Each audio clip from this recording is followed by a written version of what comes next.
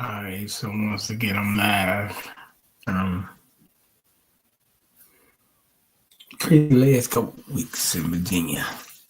Snow, ice. Then today it's 70 degrees, whatever the case may be. No, it's 50, 58. Tomorrow 65. And then you got other stuff going on. I say, man, March is getting closer,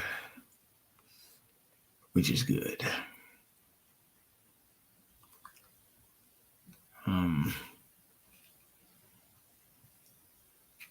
Need some warm weather.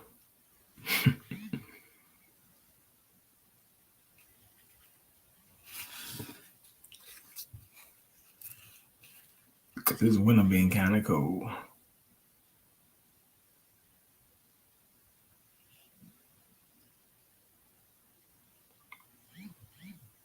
But it's good to start seeing some warm weather. So tonight probably Chak, Frank possibly coming on.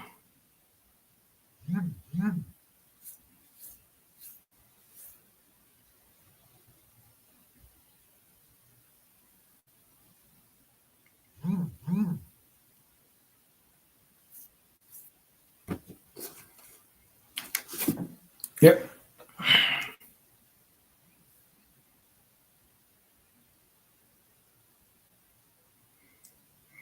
So they was having a conversation a couple weeks ago talking about, Matt McClung plays for the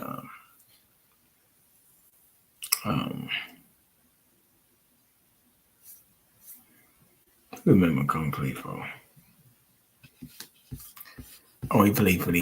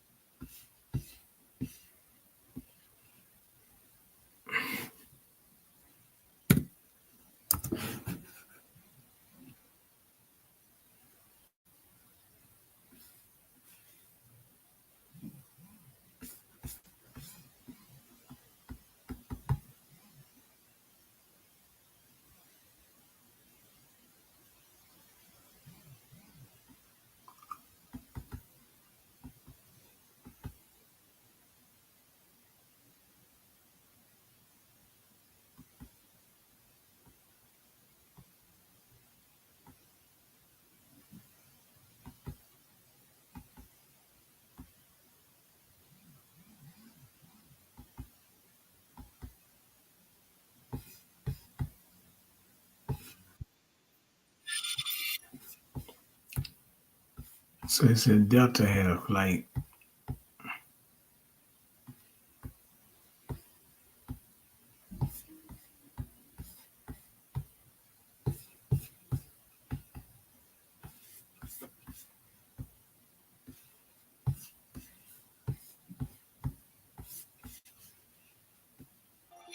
Great ideas can come from anywhere. With Wix, you decide where they go. Put your ideas into play with AI and watch them shape every aspect of your website. Explore as many layouts and designs as you want. Then zoom in and dictate the mood and vibe. And when it all comes together, launch your idea into the world where it belongs. It's your business, your website. You do it yourself on Wix.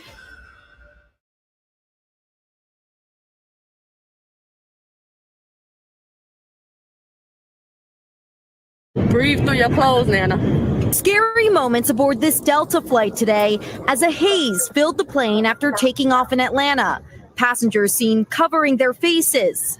The Boeing 717 was only in the air for a few minutes, looping back around for an emergency landing at the world's busiest airport around 9 a.m.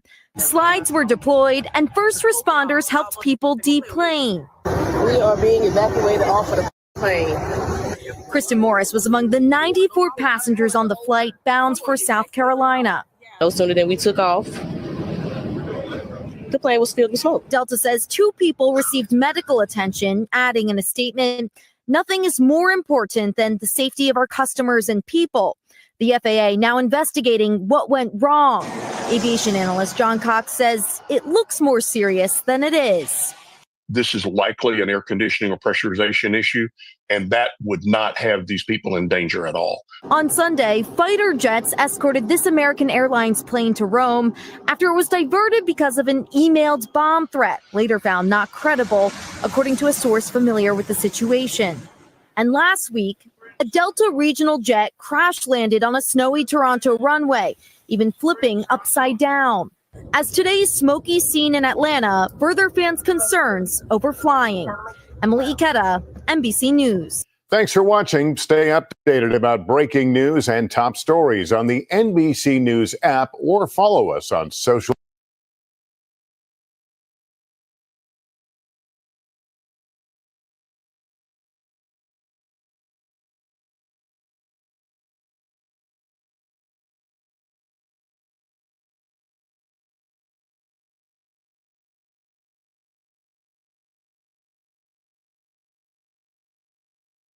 Out of the harrowing Delta flight out of Atlanta, flying to Columbia, South Carolina. They had just taken off when the cabin filled with thick smoke. You can see it right there in the images. The pilots immediately turning back to Atlanta, but passengers rushing to cover their faces, then using slides to escape once they landed. Gio Benitez covers aviation. Tonight, thick smoke seen filling the cabin of this Delta Airlines flight, passengers covering their noses, the plane forced to return to Atlanta. Smoke in the cabin. And need to plan a return back. The 25-year-old Boeing 717 bound for Columbia, South Carolina this morning with 99 passengers and crew on board. But just minutes into the flight, the cabin filling with that thick haze. Delta saying the flight crew followed procedures, making an emergency landing. Atlanta Fire Rescue helping to evacuate the plane. Passengers seen going down slides and standing on one of the wings. When we went out of one of the exits, we were actually on the wing. And we kept saying, well, how are we going to get down? And we had to go back in the plane enduring more smoke and then go to the other exit and then fly down the chute. And it comes after these incredible images. Over the weekend, an American Airlines flight from New York's JFK escorted by Italian Air Force fighter jets. The plane headed for New Delhi, India, landing in Rome after it was diverted because of a security threat. The captain came on and said that there was a diversion due to a security issue. A senior official telling ABC News the flight was rerouted due to a bomb threat received over email. Passengers bussed to the terminal for screening, Italian authorities conducting a security sweep of the aircraft. The threat later found to be non-credible. Meanwhile, David, back in Atlanta on that smoke incident, the FAA says it is investigating and trying to figure out where that smoke came from. David. Unsettling couple of months for flyers across the country. Gio, thank you again tonight. Refinance your home with a zero closing cost mortgage from Cap Center and save thousands.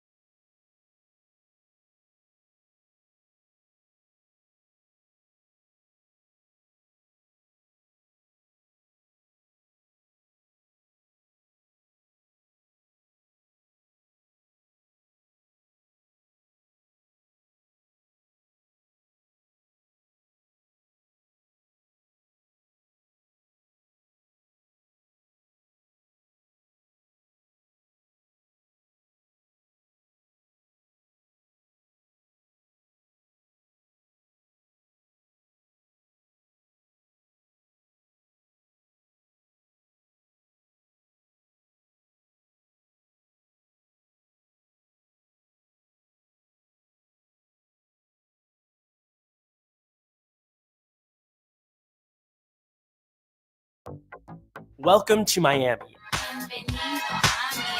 a city whose bright lights and tropical weather have attracted bachelorette parties and beachgoers since the dawn of time. I love Miami! Enjoy Miami. But over the past 10 years, Miami's population of millionaires has nearly doubled. Enticed by Florida's lack of taxes, out-of-state billionaires are rapidly developing the city. Hello, Miami, and hello, Florida. So much so, its skyline is now the third tallest in the country, right behind New York and Chicago. But while Miami is touting a new era for the ultra-wealthy, the very people who build these skyscrapers are getting left behind.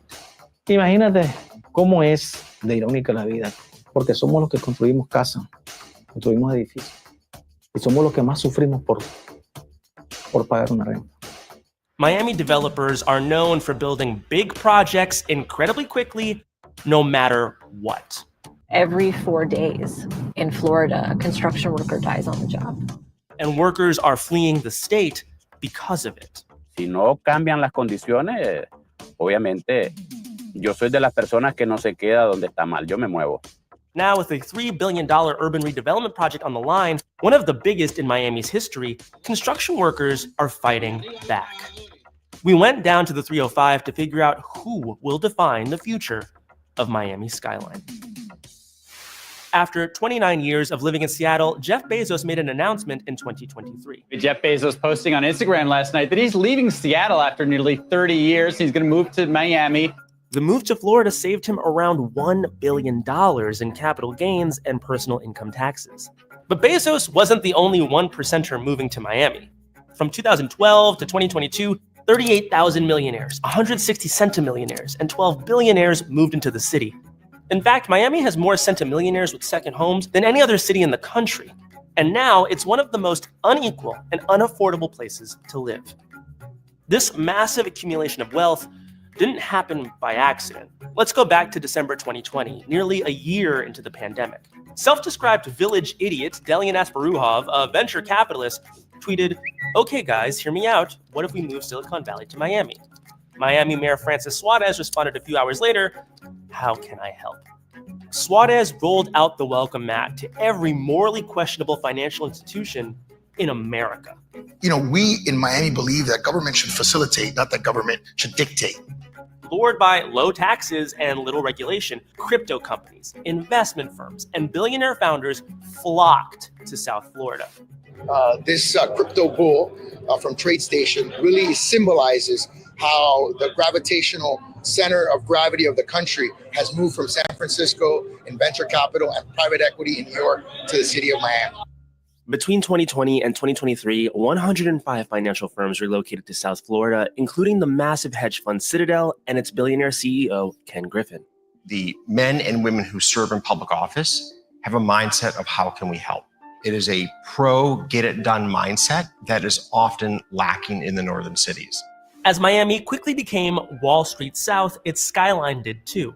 Spurred by pro-development policies and regular changes that allowed buildings to be taller, luxury developers rushed to build. There are currently more skyscrapers under construction in Miami than in every West Coast state combined.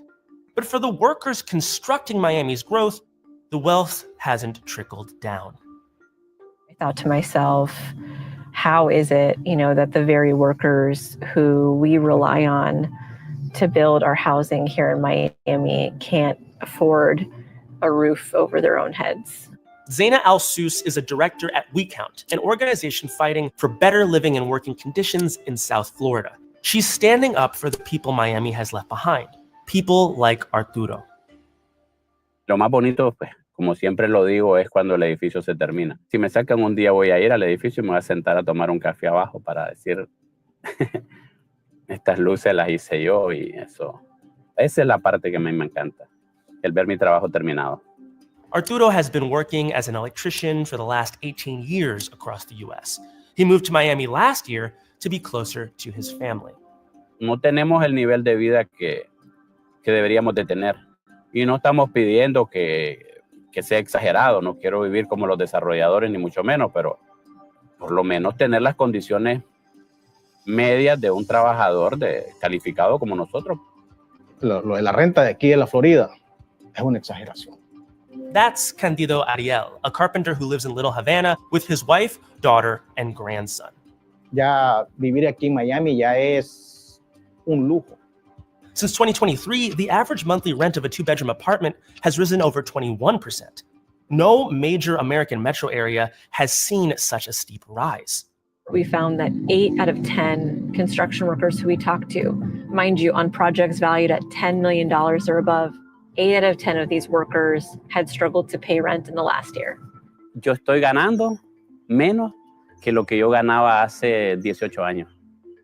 Because of the way the industry is currently organized, really around subcontractors, what it's created is essentially a race to the bottom.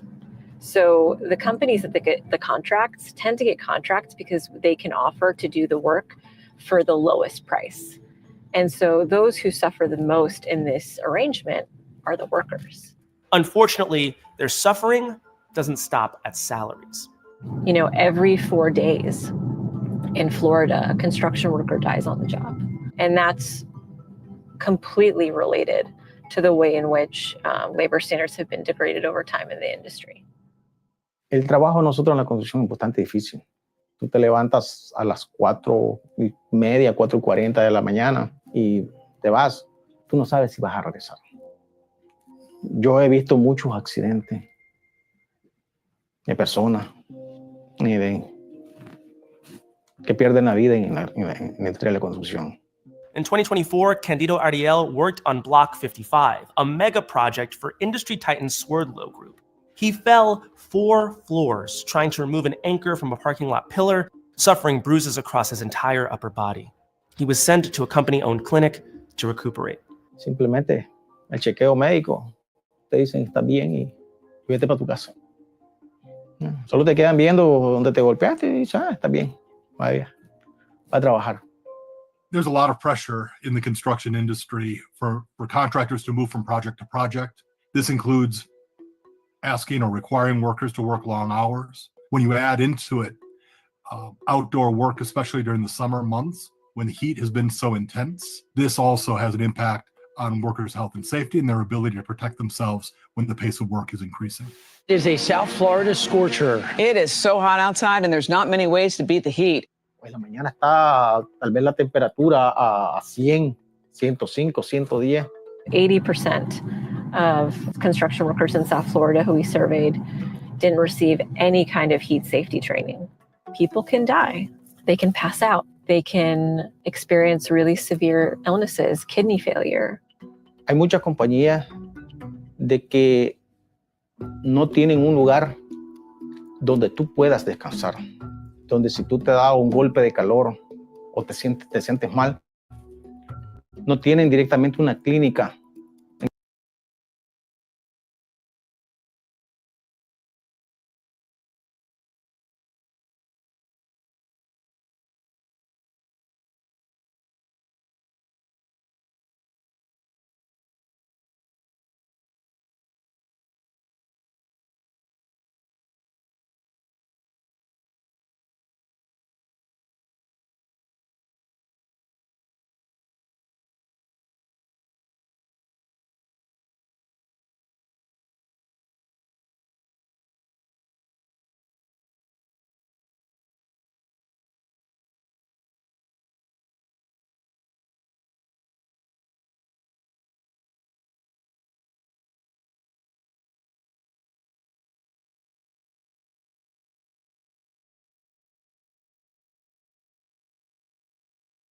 Yeah, I see that actually about that thing in California.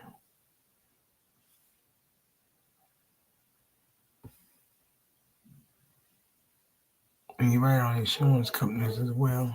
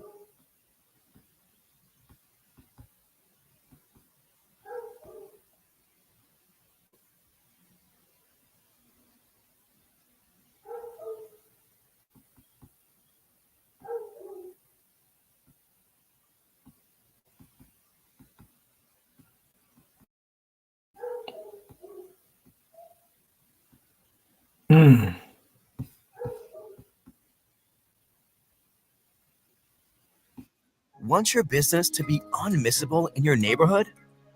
Use Semrush Local to get listed. 2 Texas universities have issued warnings about potential exposure to measles after someone who toured both campuses about 10 days ago tested positive. The state's health department says there are now more than 90 cases of measles in West Texas, mostly. Yeah, what's up, man? Yo. You know what I'm saying? What's up, man? How you doing? What's up, Chak? Living this game. Oh, then we came on at the same time. That's good. Yes, So now I can get to the good parts. So they said they had a plane, Delta plane, today that got smoke in the cabin, and they had to divert. People was covering their face. But that's one thing they said. I think that happened in Atlanta. So they make these things happen, right? So we can all fight over what the narrative was. That's all it is. You know what I'm saying? So we could all argue and battle over why the planes are really falling out the sky. Meanwhile, the powers that be, they know. All right. So look. So let me finish this thing on Texas. So this concerned about this measles outbreak. Matter of fact, let's do it this way. We turn now to Dr. Scott Gottlieb. He's a former FDA commissioner and current Pfizer board member. Welcome back, Dr. Gottlieb. Thanks a lot. We've seen these troubling measles outbreaks in Texas and New Mexico, nearly 100 people sickened. It looks like most of those who have been infected were unvaccinated, and the outbreak area has one of the highest vaccination exemption rates in the state. How concerned are you, though, that this could spread? Very concerned. I think this will spread. There's been 100 cases that have been identified so far. There's probably many more than that. So I think that this is going to get into the hundreds of cases and could take many months to try to fully snuff out. And when you have that kind of a concentration of measles within a community, it's going to inevitably spread outside that community. When you look around the country, there's a lot of parts of the country, states that have relatively low vaccination rates when it comes to MMR right now. You look at Idaho, about 80% of children have been vaccinated for MMR. Alaska and Wisconsin are about at 84%. Minnesota, 87%. States like Florida, Colorado, Oklahoma, Georgia, Utah are around 88%. Iowa, I think, is at 89%. And herd immunity is achieved at a vaccination rate of between 93 and 95%. And even within those states, it's not like the low vaccination rates are distributed evenly across the states. There's pockets of under-vaccination. There's communities that have relatively low vaccination rates. And so when you have this much virus spreading in that portion of Texas and New Mexico, I think that there's some inevitability that you're going to see cases exported into those other states where there's low vaccination rates, and you could see a continuous spread across the country. Even at a low level, we could get some endemic spread. And the risk to the United States right now is that a virus that has been largely extinguished from circulation in the U.S. could return and just continue to spread even at a low level. And the U.S. could be at risk of losing its measles elimination status, which would have more profound implications on things like travel advisories that could be initiated from other countries. And so beyond just the public health impact of this, which I think is quite substantial, there could be some economic impacts as well. And finally, when you look at that outbreak in Texas, 27% of people have been hospitalized, and there's been 4 cases where children have contracted measles that have been vaccinated. So those were probably kids who only had 1 dose of the vaccine. But there's a lot of people who are at risk of this beyond just the people who have chosen to forego the vaccine. That's terrifying, doctor. And kids are usually vaccinated, as any parent knows, around 1 year old, roughly. The MMR vaccine, though, this is the vaccine against measles, is particularly scrutinized. Robert F. Kennedy Jr., who is now the HHS secretary, has accused of causing issues in children. He wrote the foreword to a book questioning vaccines, saying measles is a disease that is rarely life-threatening and a vaccine that is largely unnecessary. Oh, man, y'all criticizing these vaccines. That's why this is happening. Come on, man. I see it. You know what I'm saying? That's your fault. Shit, if anything. Let's call out Robert F. Kennedy, too, because he's being a hypocrite. He said he ain't for him. He said he was for him before. No. You know what? I'm going to say something. Last week, he did. I think they halted the flu vaccination campaign. But one thing he's been talking about lately is, just people need to have informed consent. That means basically you got a right to know. They pushing informed consent now, right? Like that's not going to violate going to the HIPAA law, though. No, informed consent means letting you know what's there. Gotcha. Now, like the other day, some people was out there selling Girl Scout cookies. Well, if you know anything about Girl Scout cookies got some glyphosate in them that can cause cancer too. What they have in it? It's called the what? Glyphosate. Little Girl Scout cookies. Yeah, somebody trying to say, "Hey, you got Girl Scout cookies on sale." Like, I don't want any. Used to sell these dangerous ass products and shit. Yeah. So that's what you need to know when they actually give Girl Scout cookies for a fundraiser. But yeah, that's crazy if you think about it, bro. Right. But carries real risks. He is now the HHS secretary. How does he restore confidence in a vaccine that he previously denigrated? Look, I think it's going to be difficult, and as best I can tell, he hasn't spoken to this outbreak. I think you captured the essence of the argument from Mr. Kennedy, as well as people within his anti-vax movement, that they believe this vaccine isn't effective. That's not true. It's highly effective, and that measles itself isn't a bad illness. And I think there's been some statements that actually getting measles has certain long-term advantages, which is just patently false. This is a very dangerous virus. And as I said, about 27% of the kids who've been infected in that West Texas outbreak and the New Mexico outbreak have been hospitalized. So this could be a quite serious illness with long-term consequences. Herd immunity is achieved at 93 to 95%. We're well below that in most parts of the country. Texas actually has a high vaccination rate, and I think Texas local public health officials are doing a good job Texas, to try to get control of this outbreak. But now that it's stretched you want to know something about Texas? Suspicious about this? Isn't that the biggest state? So you basically saying that the measles hit the biggest state. Is that fear? Is that not fear mongering or what? Yeah. Of course they're gonna give you it in the biggest state because they're gonna make it because your subconscious mind is gonna be thinking, wait up, if this is the biggest state, oh shit, so many millions of people could get it. Come on, bro. You know what I'm saying? This is some fear mongering, bro. It's programming, it's predictive programming. That's why they call television programming. And this is basically just a narrative shift. It's just okay. This is the narrative now. We ain't talking about Doge and them no more. You know, we ain't talking about certain shit no more. You know what I'm saying? We ain't talking about the other shit. You know what I'm saying? Ebola and all that shit and the bird flu. Let's go to this now. So, and they're giving us all these different illnesses at one different time, bro. Yeah. Just like they're giving you all these planes falling out the sky at the same time. So, what we gonna say, Chak? I say the question is, since you got the data, give us the data. What is the race or ethnicity of these children that's allegedly contracted measles? Right? Ages, everything. We need the ages. We need to know where they come from, where they was mainly at, because they can only contract it for someone who had it. So where did they get it from? Where was they at? What was these alleged children at? Who are these children? Are they U.S. citizens? Are they immigrant children? Who are these children? Give us the data, bro. You got it. Don't say you don't know. You're bold enough to come out and tell us. So tell us then. You ain't got to give no names. Just tell us what region they come from. You said West Texas. So if there's children in West Texas got the measles, then where they contracted from? All of a sudden, because I thought y'all eradicated the measles. Good point. What Dr. Wall say? Damn, illegals. Sounds about right. Yeah, it sounds about right. That's why they ain't give up no race or nothing like that, because they already know. West Texas.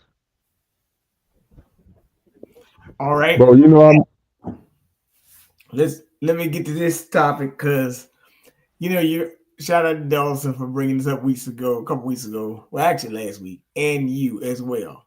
We were talking about basketball player Matt McClung. Then you heard Donald Trump talking about IVF, and you heard about a lot of this stuff. Because the guy was talking to me, he was like, man, you know, these white boys, Cooper Flagg and all these guys, they getting real athletic these days. They playing like brothers, dunking and all that, right? You know, poster child. Man, won 3 straight dunk contests. And number 6'2", jumping over cars. I felt like I was waiting on Superman. Well,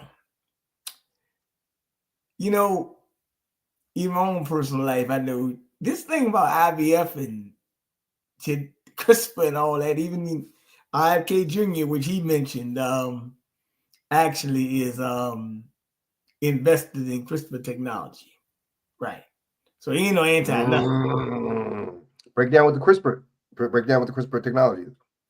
Well, it's gene editing, which I'm about to play right here, called the genetic revolution, the manipulation of human DNA. Probably about 10 minutes just to get it, but this is a good thing of how you manipulate the human mind. Shaq gonna have some good answers on this one. It looks completely harmless, but it's one of the most powerful tools science has ever known. The genie is out of the bottle.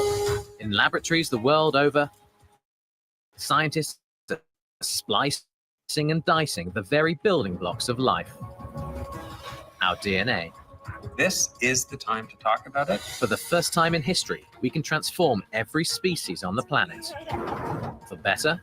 We can get rid of malaria and tick-borne disease and all sorts of other incredible health problems. Or for worse. What are we really doing? We're meddling about with nature's blueprint. Are we ready to start stepping across a line?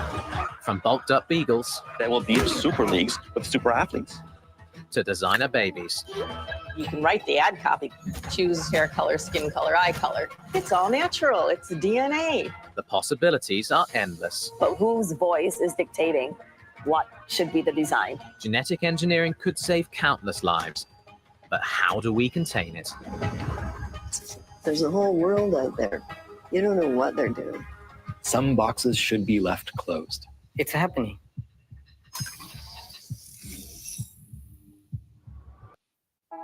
Great.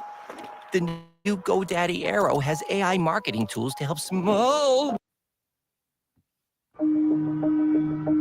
In Dallas, Texas, a groundbreaking experiment is underway that could save millions of lives. It all starts with one volunteer named Ben Dupree.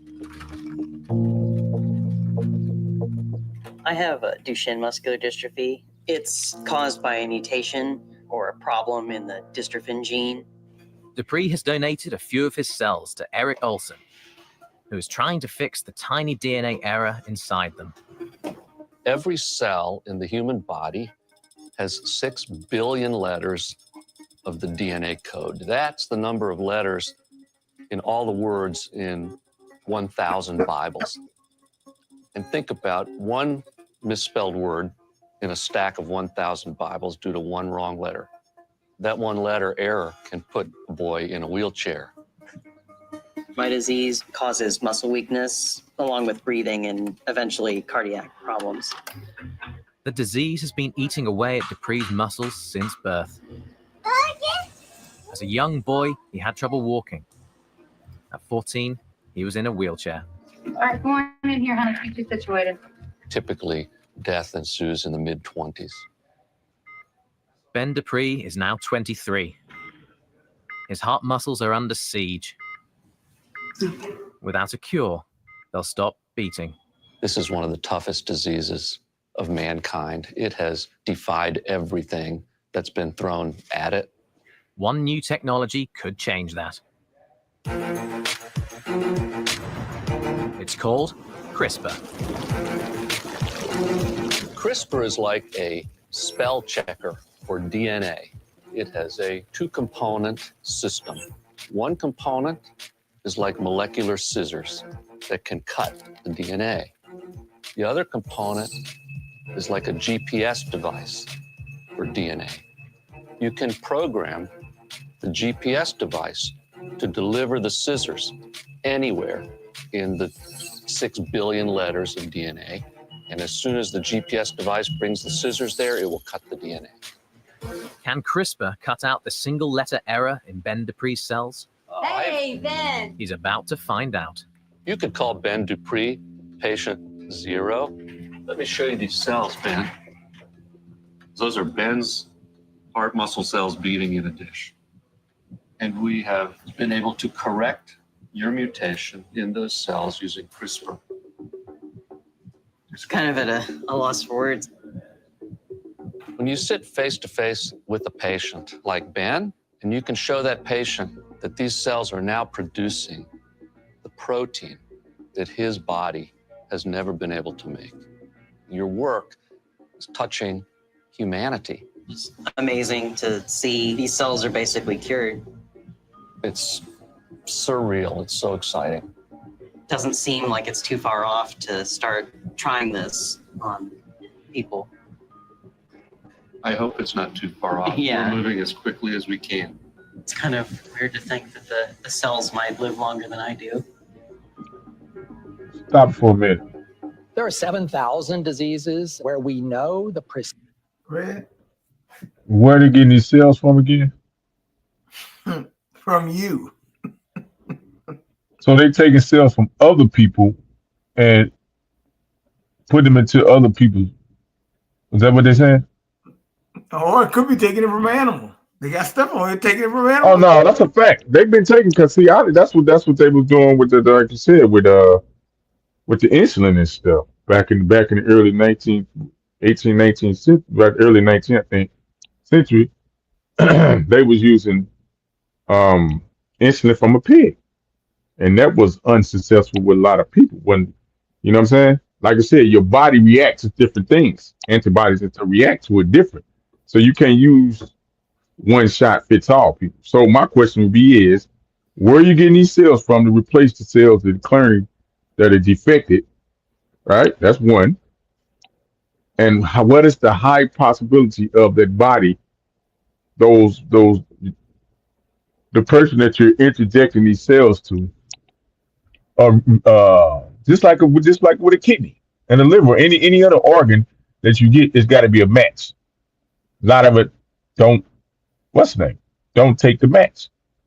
So my question is, where is the cells coming from that they replace?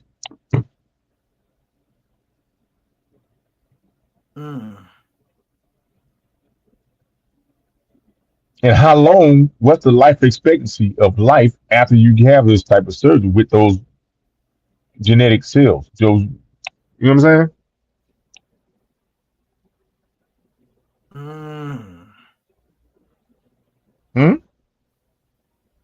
You're right. Good question, but anybody tell you some more stuff? Good answer. precise misspelling in the DNA. CRISPR provides an opportunity here we haven't had before. So we're all in a hurry now because we want to see that happen. The potential is enormous, and it goes far beyond curing disease. CRISPR and other gene editing technologies could literally reshape our world.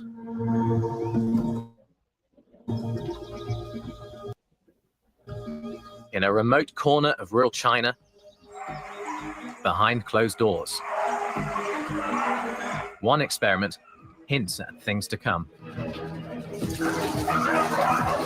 2,000 dogs live here, bred for medical research. 2 of them have been genetically engineered to look unlike all the others.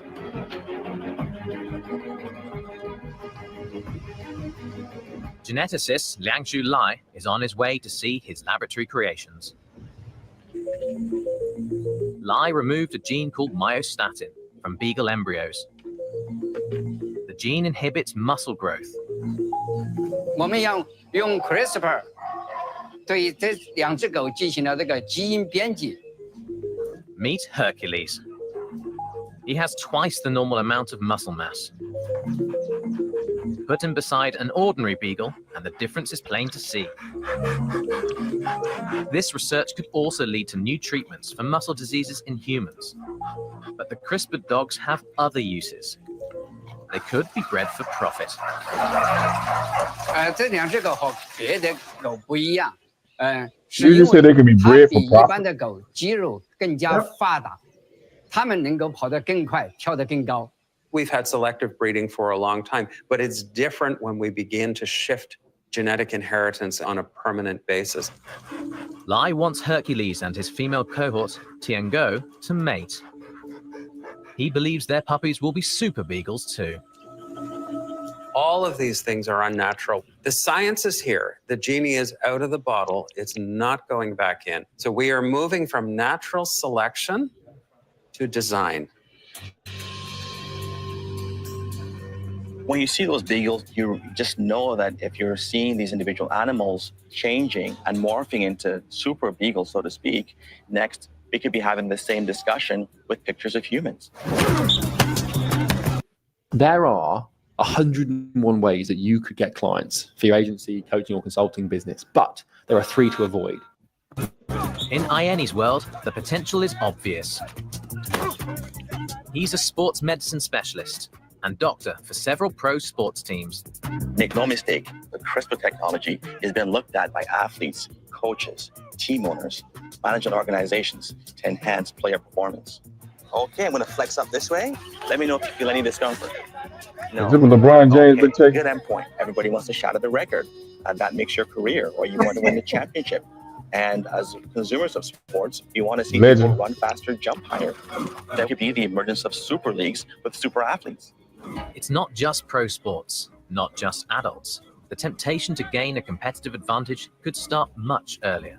The next sports legend syndrome is a phenomenon where parents really believe their 10-year-old is going to be the next sports legend, the next Gretzky. Sometimes those parents will stop at nothing. We all want the best for our children. Gene editing offers a whole new world of choices.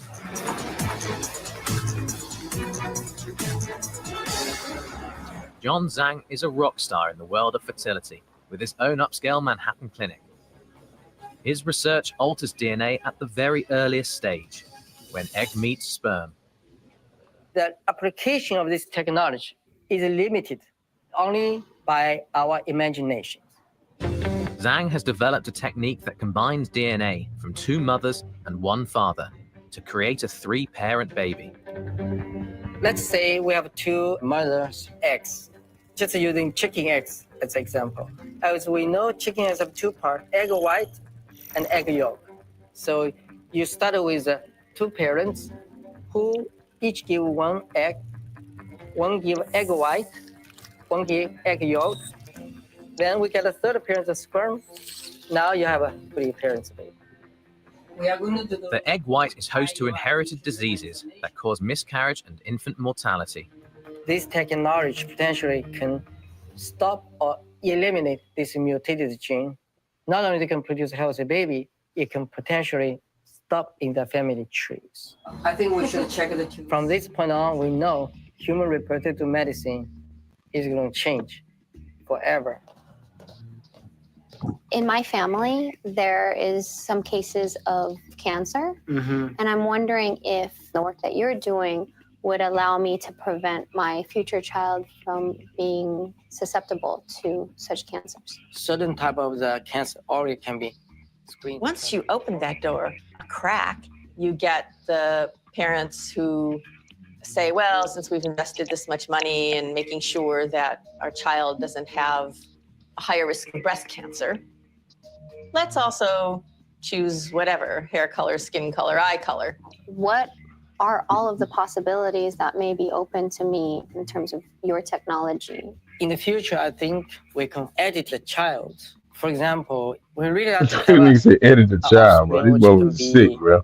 It's like these motherfuckers playing the goddamn video game or some shit, nigga. Like this. This is real live. What this shit called? So we can get all this edited. What this shit called with the little doctor thing? Waiting for Superman. No, what's that shit called? What's that shit called, Frank? With the little doctor thing? No, with the little doctor. Remember the little doctor? Oh man. You remember they had to look the little thing where you had to like you was operating the little operation. Operation, nigga. This real live operation, bro. Man, facts. Come on, man. These niggas is playing. I told you, it's revenge of the nerves. Super nerves. These are super nerves that's doing super nerve stuff. Fetish fantasy stuff. Editing your baby. And you got stupid ass people out here that's signing up doing it. Bro. Hey, look, this thing, I just want to put this out. Bro, I tell you, bro. It's crazy.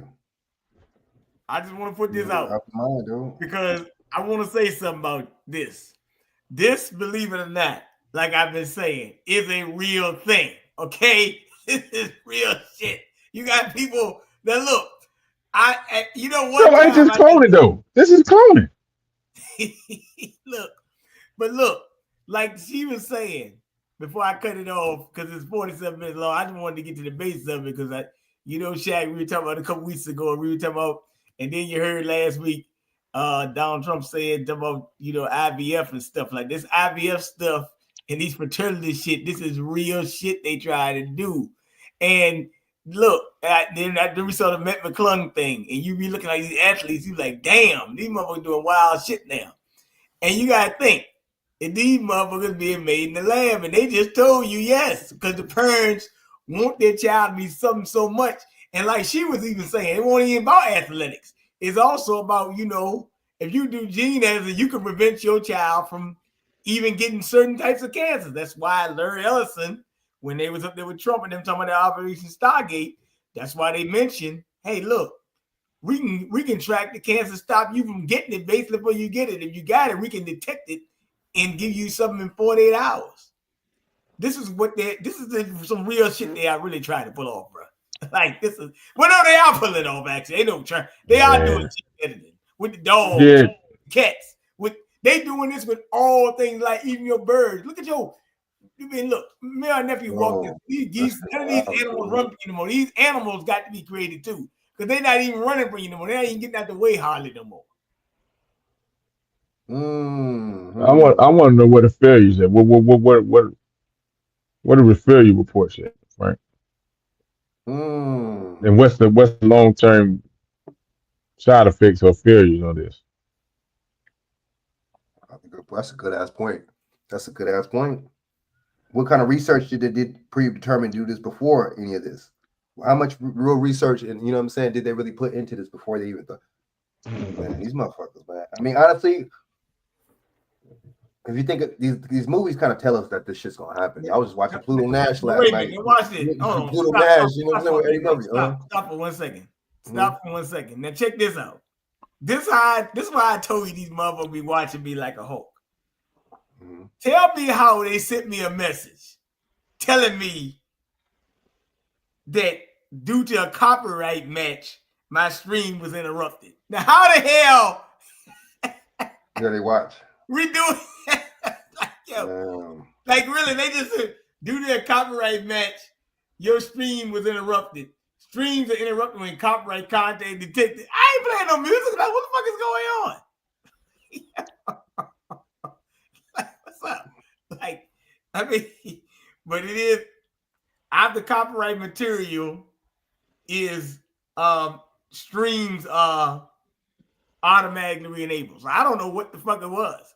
Maybe it was a gene editing video. I don't fucking know. But they may say, hey, look, y'all weren't supposed to play that. That might be a little bit too much information. We don't want y'all to know that yet. You know what I'm saying? But it is it is what it is. Fuck it. The show must go on. Go ahead and say what you say. I just let you know they put they copyright the video while doing the video. Ain't that some shit? Yeah, they watch them.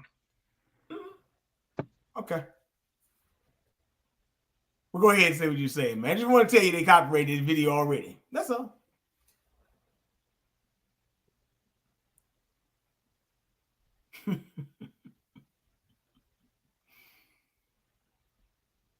Go ahead, Frank. Yeah, man. I just think that this is a bunch of wildness, madness. You know what I'm saying? You know what I'm saying? It's just you know what I'm saying? Like I was saying, man. They're gonna do what they're gonna do, man. I was just watching Pluto Nash yesterday. You know what I'm saying? I know a lot of people don't like that movie, but I just look at it as a subliminal aspect because it's supposed to take place in space. You feel me? It's supposed to be take place future. It's supposed to be in future times, but yet the movie came out in 2002, right?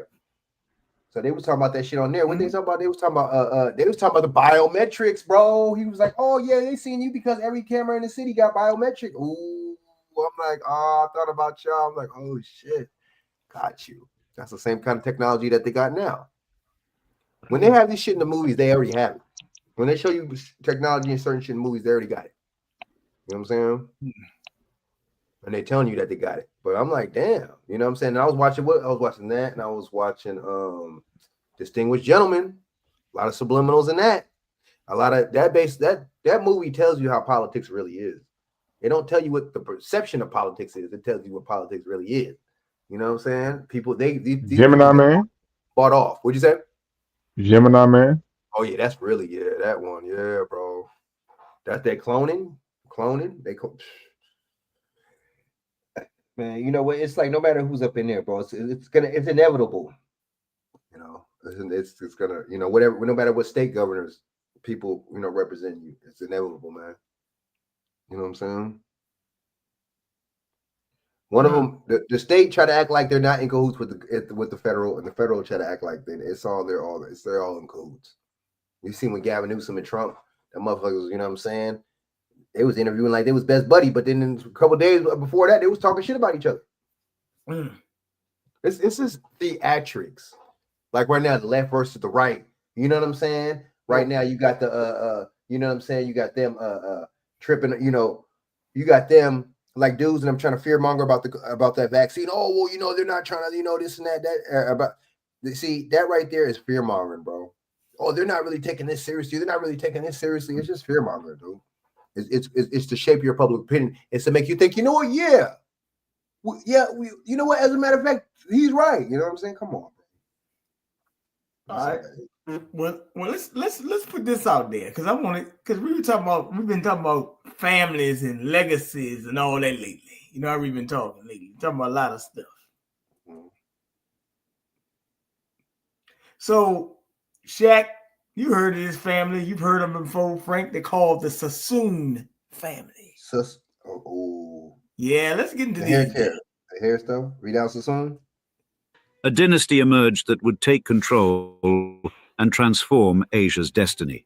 Yet few in the West know their name. The Sassoon family, often called the Rothschilds of the East, built an empire so expansive that even their European counterparts would marvel at its reach. Their story begins with a desperate flight from persecution in Baghdad, as family patriarch David Sassoon arrived penniless on India's shores as an Iraqi Jewish immigrant in the 1830s. What followed was perhaps history's most remarkable tale of commercial conquest. Within decades, the Sassoons had woven a web of trade that stretched from Mumbai to Shanghai, London to Hong Kong. Their influence extended far beyond mere commerce. They were kingmakers and nation-shapers, their tendrils reaching into politics, culture, and society across Asia. Yet beneath the glittering facade of success lay darker truths. The Sassoons' rise was fueled by the opium trade, their wealth built on human suffering and addiction. In today's episode, we tell a tale of both brilliant innovation and ruthless exploitation, of philanthropic works and moral compromise, of a family that helped build modern Asia while simultaneously profiting from its darkest vices, as we describe the Sassoon family's controversial history. So you think you know Wix, but do you really?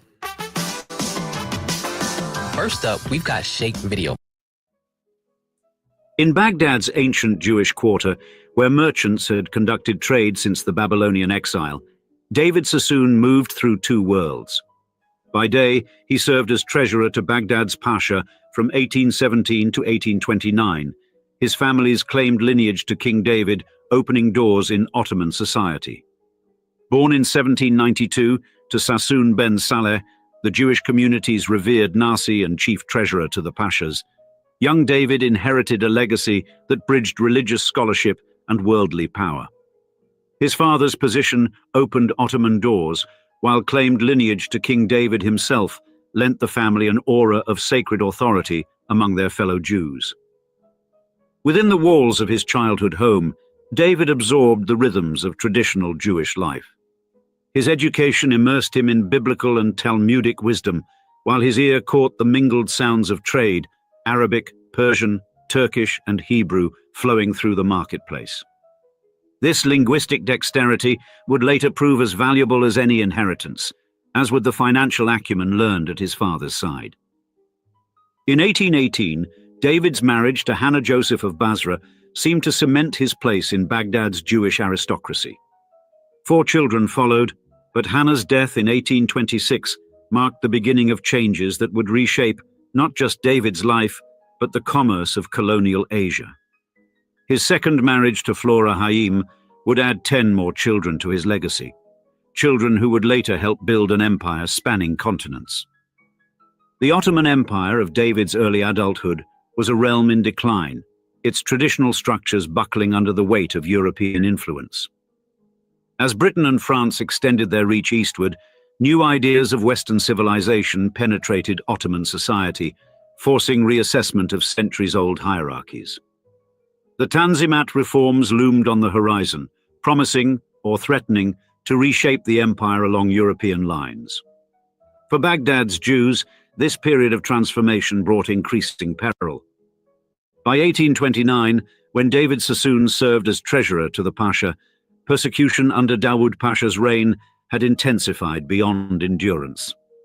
Sassoon made the calculated choice to flee, first to Persia, then to British-controlled Bombay by 1832. He arrived at a moment of profound opportunity. The British East India Company's grip on Indian trade was loosening, even as its territorial power expanded.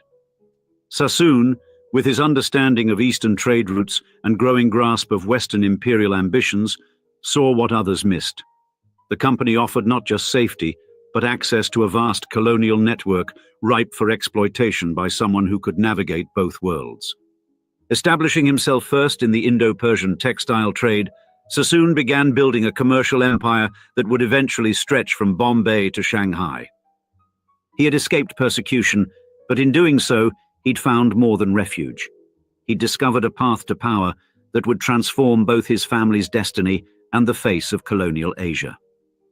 Thus, while building Bombay's first family synagogue and teaching his 8 sons Hebrew texts, he simultaneously cultivated relationships with colonial administrators who could grant access to protected trade routes and military escorts for his ships.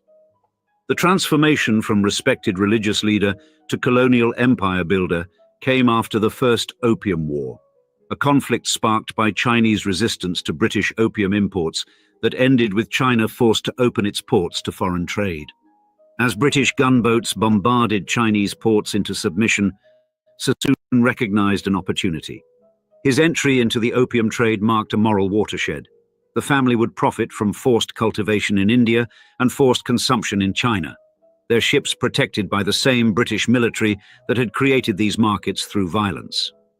Each new trading post revealed the brutal efficiency of Sassoon's model. While synagogues rose alongside warehouses, his sons oversaw a network that extracted wealth from every level. Indian farmers forced to grow poppies instead of food, Chinese communities devastated by addiction, laborers working in conditions that maximized profit over humanity. The contradiction was stark. Morning prayers followed by afternoons calculating profits from human suffering. Ancient ethical teachings paired with ruthless exploitation. Their success grew in lockstep with British colonial expansion. Sassoon's ships, protected by the British Navy, carried legitimate cargo as cover for the opium that generated their greatest profits. He positioned his sons strategically, Hong Kong, Shanghai, Singapore, each office combining religious observance with commercial predation, their families' traditions preserved through the fruits of others' oppression. When David Sassoon died in 1864, he left his eldest son Albert an empire built on paradox, a family renowned for both religious scholarship and ruthless trade, their charitable works funded by profits from human misery, their ancient traditions maintained through the exploitation of both British power and Asian suffering.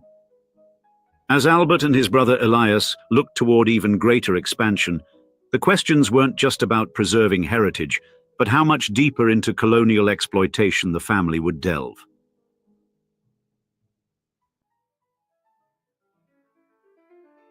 Under Albert and Elias Sassoon's leadership, their father's commercial vision would expand beyond even his imperial ambitions. The brothers, born in Baghdad's ancient Jewish quarter but educated in British Bombay, embodied the family's transformation from Eastern merchants to colonial power brokers. Albert, the eldest, inherited not just his father's business acumen, but his ability to move between worlds. When David Sassoon died in 1864, Albert took control of David Sassoon and Sons with a vision that stretched far beyond the opium trade, encompassing cotton mills, docks, and banking ventures across Asia. Elias, the more adventurous brother, had already proven himself in China by age 24.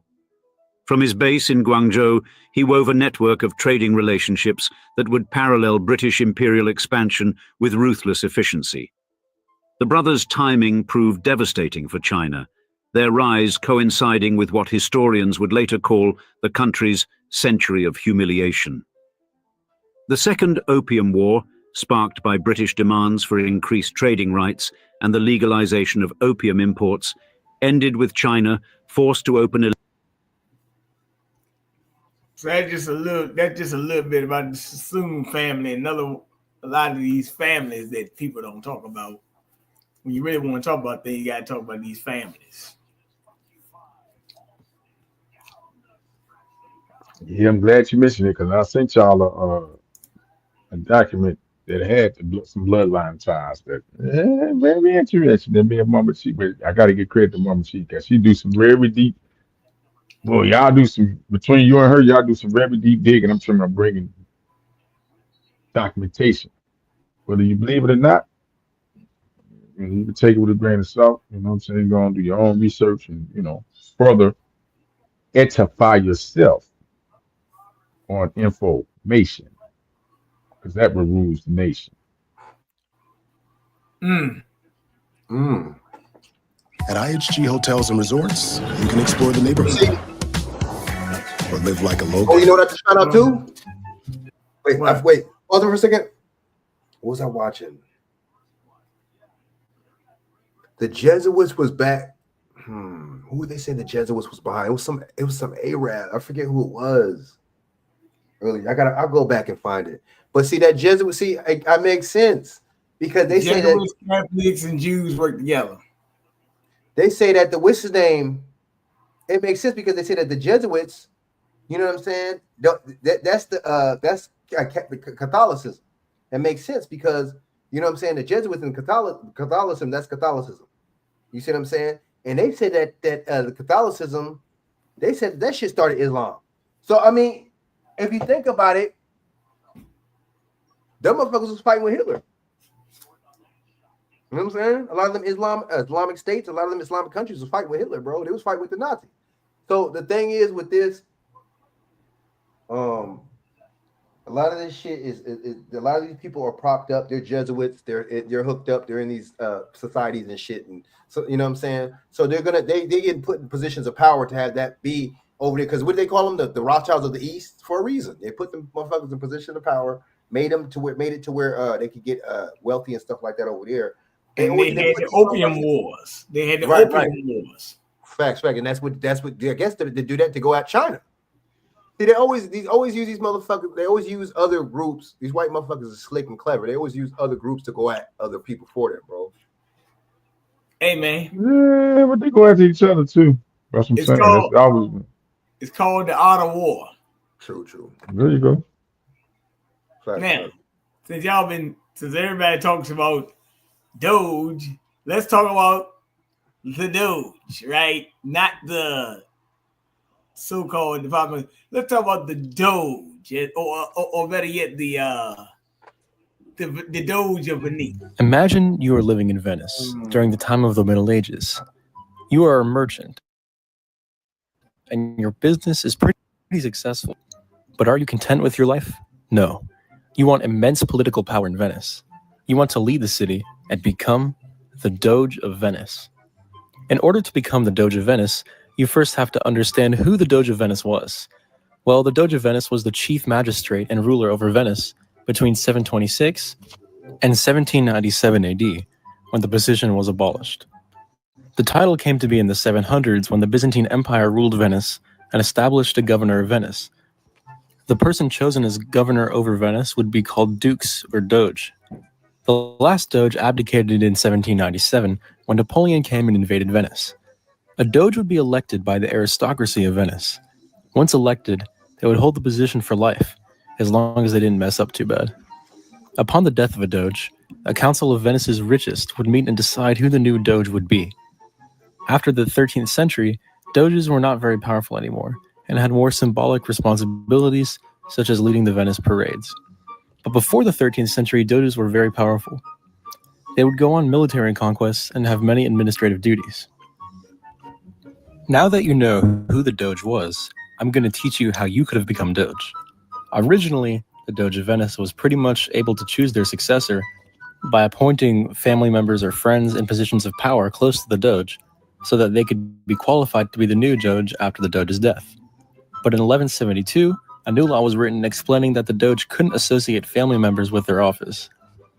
Now the selection of a new Doge would be the responsibility of a council of 40 powerful Venetian men.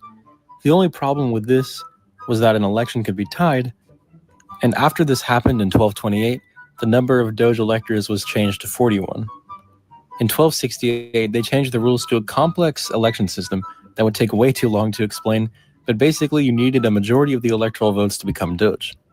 Now, if you want to become Doge, you should meet some of the unofficial qualifications for Doge, such as being from a prominent family and having military or political experience.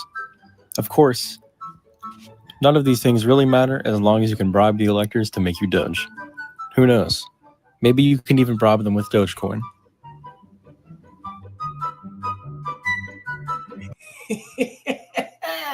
So, do you know the real meaning of the Doge? The leader of the oligarch. Do you know the real meaning, Shaq, of what the Doge was? It was from the Venetians. And what they call what's King? What they say they call him Trump right now, the king? What they say they call him Elon right now? What?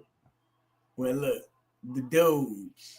They look at that thing of the Doge, a little dog there. You see that? And then God spelled backwards. You see that? You see that? But see, the thing is, this shit is going into like you were saying. This is going into defense contracts. This is going into SpaceX. What the fuck is up with that? Or is motherfuckers funneling money? What is it? Or motherfuckers being sneaky with this shit, or what? Or motherfuckers actually audit? They didn't audit SpaceX. Not the Doge. They didn't audit the SpaceX is a front. NASA is a shell corp, a front for them super nerds to build an energy, to live out their fantasies as nerd boys, and build all these different weaponry and stuff, like I said, for war and all this different stuff, bro. It's a front. They never nothing. You know what NASA? Nothing that they put out there ever is successful. They always putting out the prototypes. When they ever put something out that's successful, all the money that they sucking up. Facts. That's stealing from people, man. It's all bullshit advertisement. And see, the thing is, you know what I'm saying? He said, so he put this in. Okay, that's the CIA front. And see, this is the thing. When they gonna pin it? When are they gonna audit the Pentagon, or are they gonna audit the Federal Reserve? They ain't gonna audit the Federal Reserve. None of these presidents that come in are gonna fuck with the Federal Reserve. You know who can fuck with the Federal Reserve? Congress. They ain't gonna do that. Well, man, let me say something about the Doge. Since it's all they had pictures of the dog up there, right? That's going to tell you who the God. See, the God is the dog. Now, see, that's why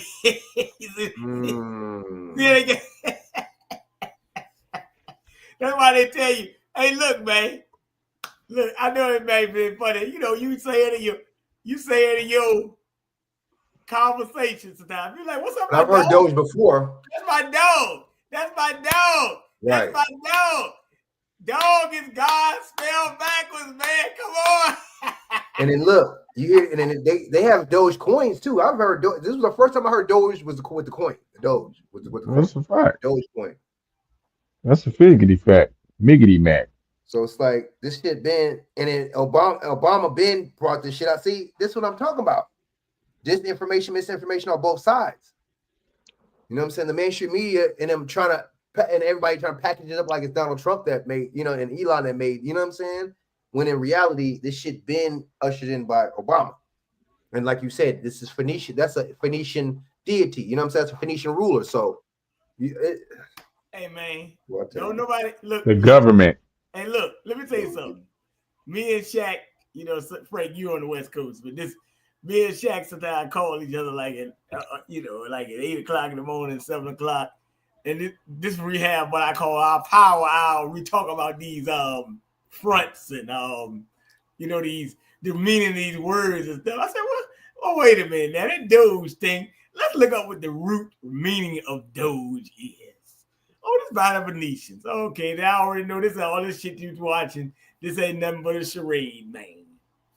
I do want to get a chance. I wanted, before we go too far, to double back on that measles thing too, because I looked up some stuff. I'm just curious. You know me, Frank. I just be curious, man. Let me look some stuff up and see what the wire is. Get to the measles thing, right? Say it right now if I go to this thing about manifest destiny. Or should I go to manifest destiny? Yeah. Well, it all ties in the same thing. You know what I'm saying? Those all just ties the same thing. But okay, hold on.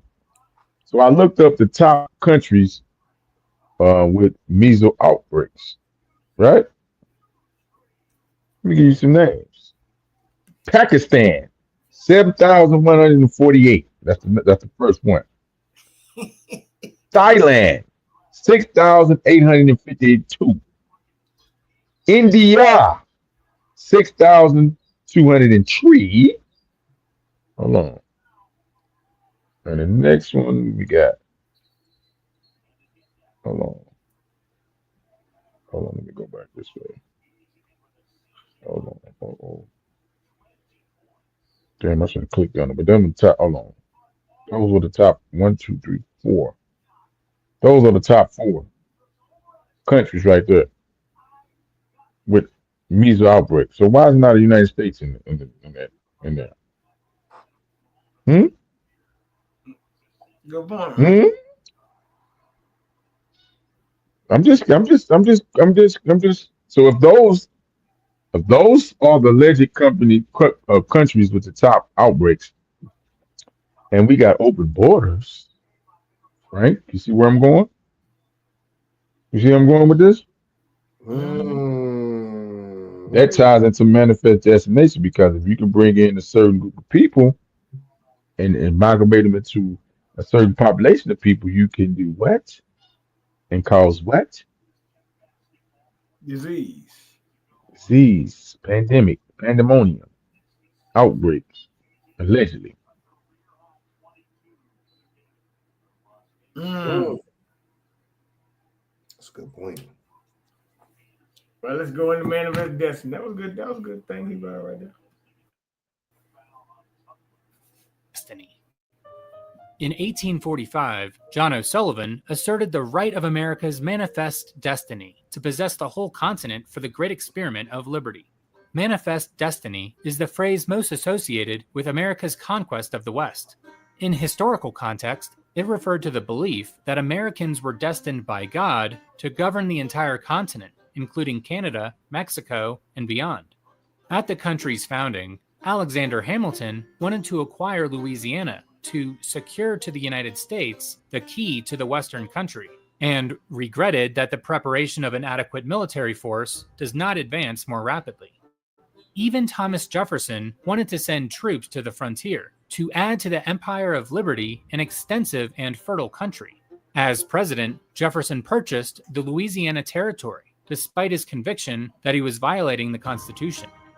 By adding nearly 1 million square miles to the nation's western boundary, the Louisiana Purchase revealed the first characteristic of empire: expansionism. The U.S. similarly purchased Oregon in 1846 and Alaska in 1867, reflecting the imperial characteristic of centralization.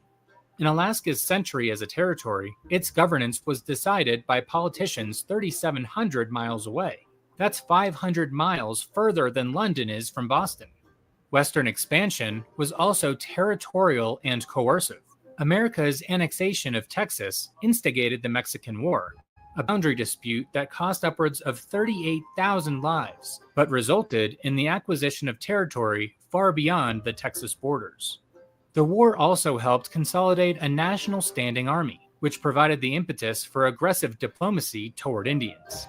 Early Western settlers frequently traded peacefully with Indians, but as the U.S. Army took over Indian relations, frontier warfare intensified. Manifest Destiny is not confined to American expansion. The core concept is the belief that a nation is morally obligated to forcefully spread its superior culture, and this has been repackaged to justify imperial warfare throughout history. In theocratic societies, these conflicts took the form of holy wars, such as crusades and jihads. In the US, Manifest Destiny has traditionally expressed political ideals, such as Jefferson's dream of an empire of liberty and Woodrow Wilson's promise to keep the world safe for democracy. In 1899, British writer Rudyard Kipling characterized Manifest Destiny as the white man's burden. This was his title for a poem intended to encourage Americans to join European empires in spreading Western civilization across the ocean. Kipling published the poem in the aftermath of a conflict that marked the beginning of America's overseas empire, the Spanish-American War.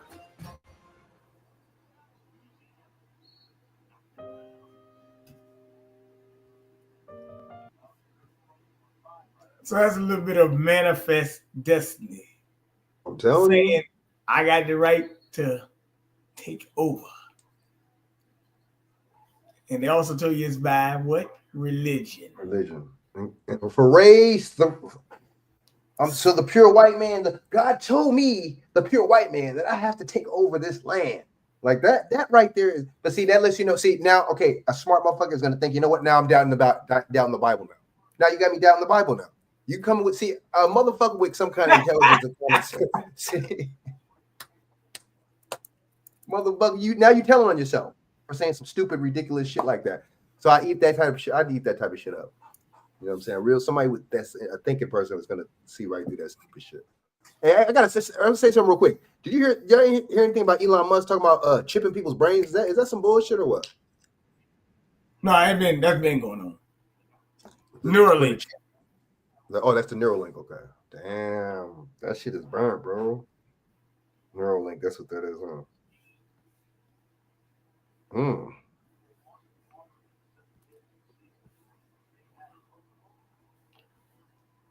Yeah, that's the Neuralink thing that they were talking about. I was telling you about.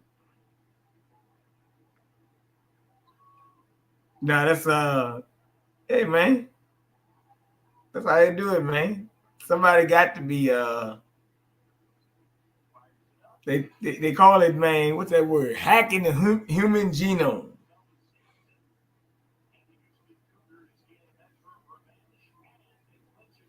They call it hacking the human genome, man.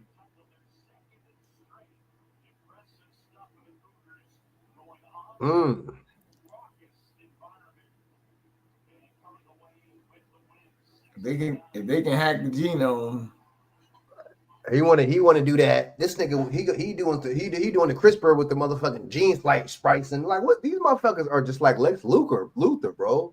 These motherfuckers are like some motherfucking low-key villain and shit in Spider-Man or something, bro. What's up with these motherfuckers, bro? See, that's what I'm talking about, man. That's why they put these stats on us. That's why they put these crazy ass crime statistics and all these stereotypes on us, because they want us motherfuckers to be looking at us like we're the criminals when they're the criminal. The white, I guess you call it white. The Europe, I don't know, whatever these people are. the Caucasians, you know what I'm saying? Them motherfuckers are really the ones doing all the dirty work. That makes sense, bro. Perfect. We the fall guys.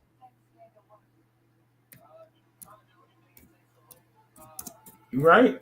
You know what's crazy? How motherfuckers hit you. Oh, black people this, but damn, black people have no power, like real power. So how could you put anything on us anyway? Shouldn't you put it on the motherfuckers that got the power or no? Yeah. Well, now, Shaq, this is gonna be kind of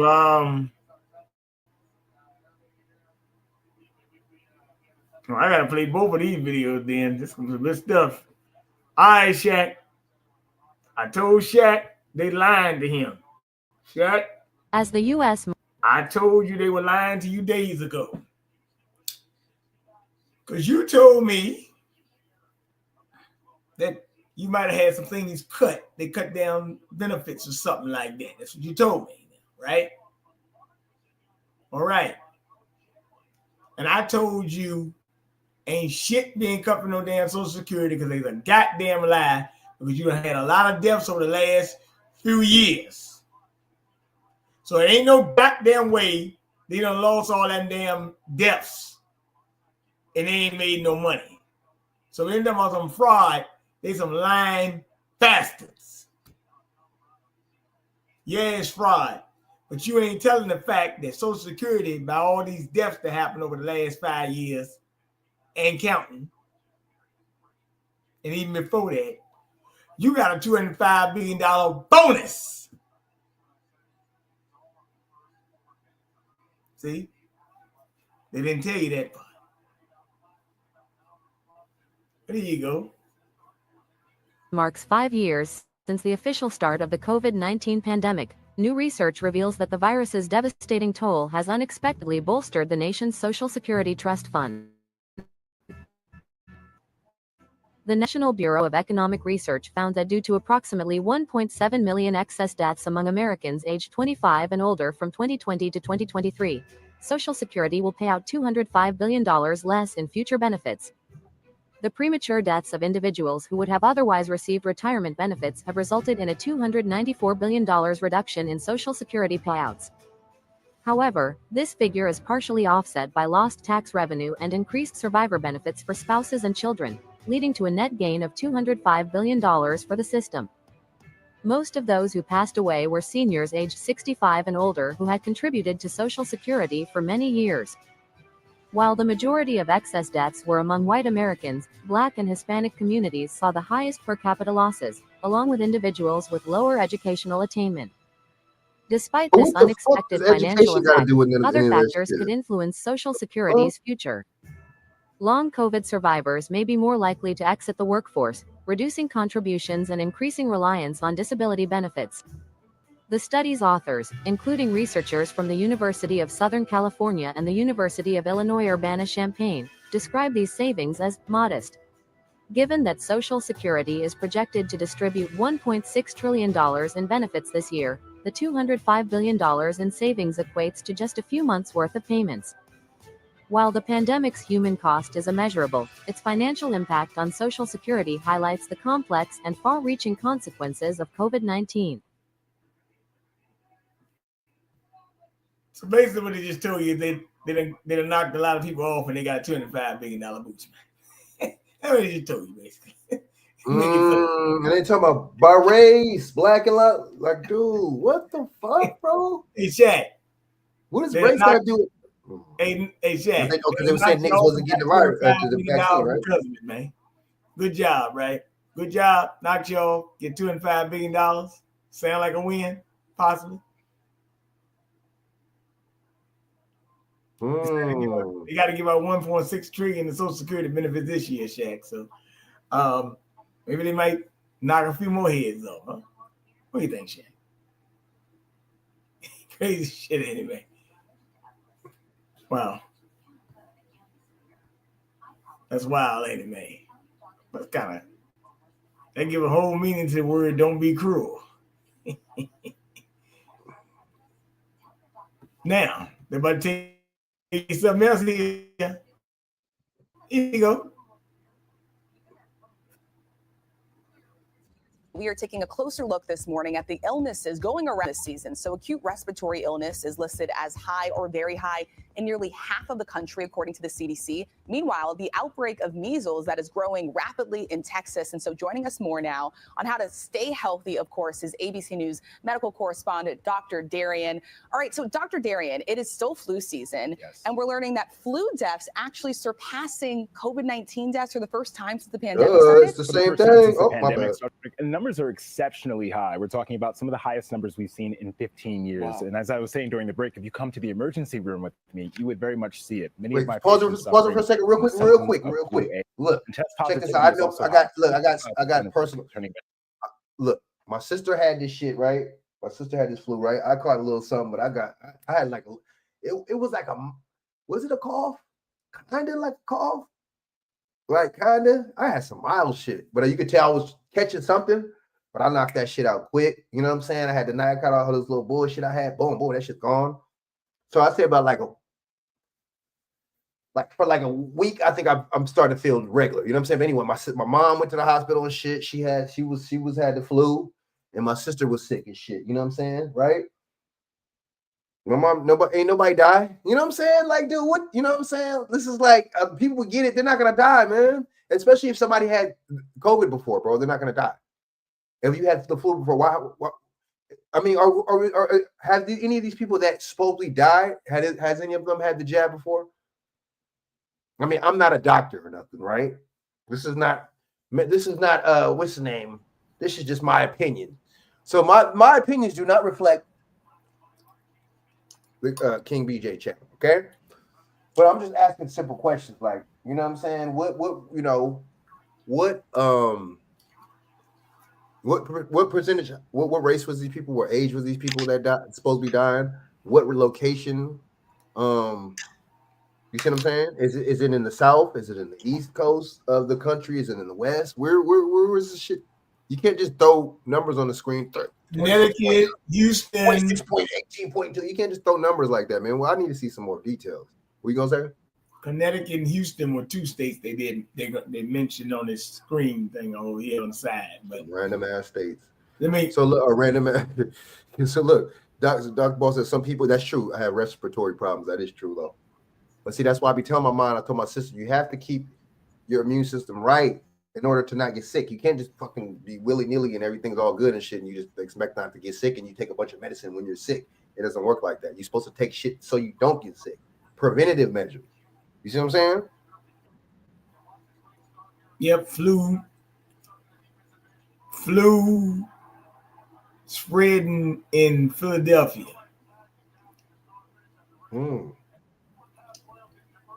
That shit is everywhere. They talking about shit. My sister and my mom got it, man. Obviously it's in California too, right? My mom and my sister don't live by each other, man. Come on, man. Yeah. You got to think about shit like that. Positive this year compared to 18% last year, and that contributes to that 33 million illnesses and close to 500,000 hospitalizations.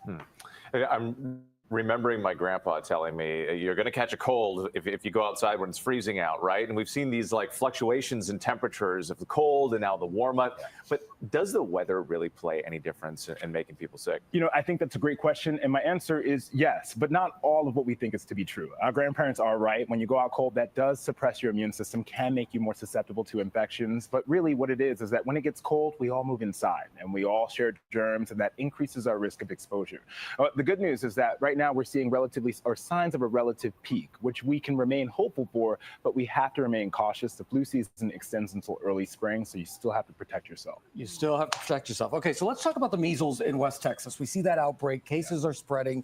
What are the symptoms here? When do you actually see them? Yeah, so measles is doing what it does best, spreading. It's the most contagious infection that exists. Just for context, one infected person can infect up to 18 other people who do not have immune protection. Wow. And vaccine rates are reasons why we should pay attention. They're steadily declining, and we have pockets of communities that are significantly under-vaccinated. Gaines County in Texas, 20% of children are not up to date on their MMR vaccine, measles, mumps, and rubella, which is one of the reasons why we're seeing an epicenter there right now. In close to 30 years, in Texas history, close to 30 years, some of the highest numbers they've ever seen in terms of measles. So symptoms to look out for. I've treated measles during our 2019 outbreak. Common symptoms include high fever, sometimes exceeding 104 degrees Fahrenheit, that textbook rash that can cover your whole body, cough, and sometimes conjunctivitis. It can start 1 to 3 weeks after exposure. And just remember, vaccines work. The MMR vaccine, which you get normally between 12 months and 15 months, is up to 95% effective in preventing. So these numbers are all preventable. Okay, so 2 follow-ups on the vaccines. Do adults need the vaccines? And do we need to accelerate the vaccine series for young kids? That's a great question. I think we just need to catch up. We need at least 95% of the population to be vaccinated in order to prevent outbreaks. Right now, we're steadily declining to 93%, but that number is not uniform across every state. As I said, you have pockets of what are they talking about? Under-vaccinated communities. So do you need a booster? Most likely. Well, they talking about the measles and the flu. They say the flu has killed more people this year for the first time than COVID. You know, they're full of shit. They're talking about, do you need a booster? Why would you need a booster? You never need a booster for any other flu shot. What the fuck are you talking about? You never need a booster for any other flu shot. So what the fuck are they talking about? See, I'm telling Now you. all of a sudden now the flu is allegedly killing people, and now the COVID just don't even exist anymore, huh? And the measles is popped back up. Yeah, we devilish. That's why we want to keep everybody doped up so you don't think with a straight mind. Come on, man. And then all these I just showed you the top 5 countries with measles outbreak, and the United States went on that top 5 list. Of all these people, huh? Uh-oh. Right. Somebody got some explaining to do. You gotta tell Lucy. You gotta say something. Good point. Yeah. But see, they're not gonna do the research. I mean, they think we're not gonna do the research. They think we're not gonna do the research. Do it. Oh, they done the research. They've done the research. No, I didn't mean. Look, I meant to say they think we're not gonna do the research. And that's because you just did the research and you found out. They think cats are gonna double, triple check. I guess, man. But see, why would they think that when a lot of people are gullible anyway?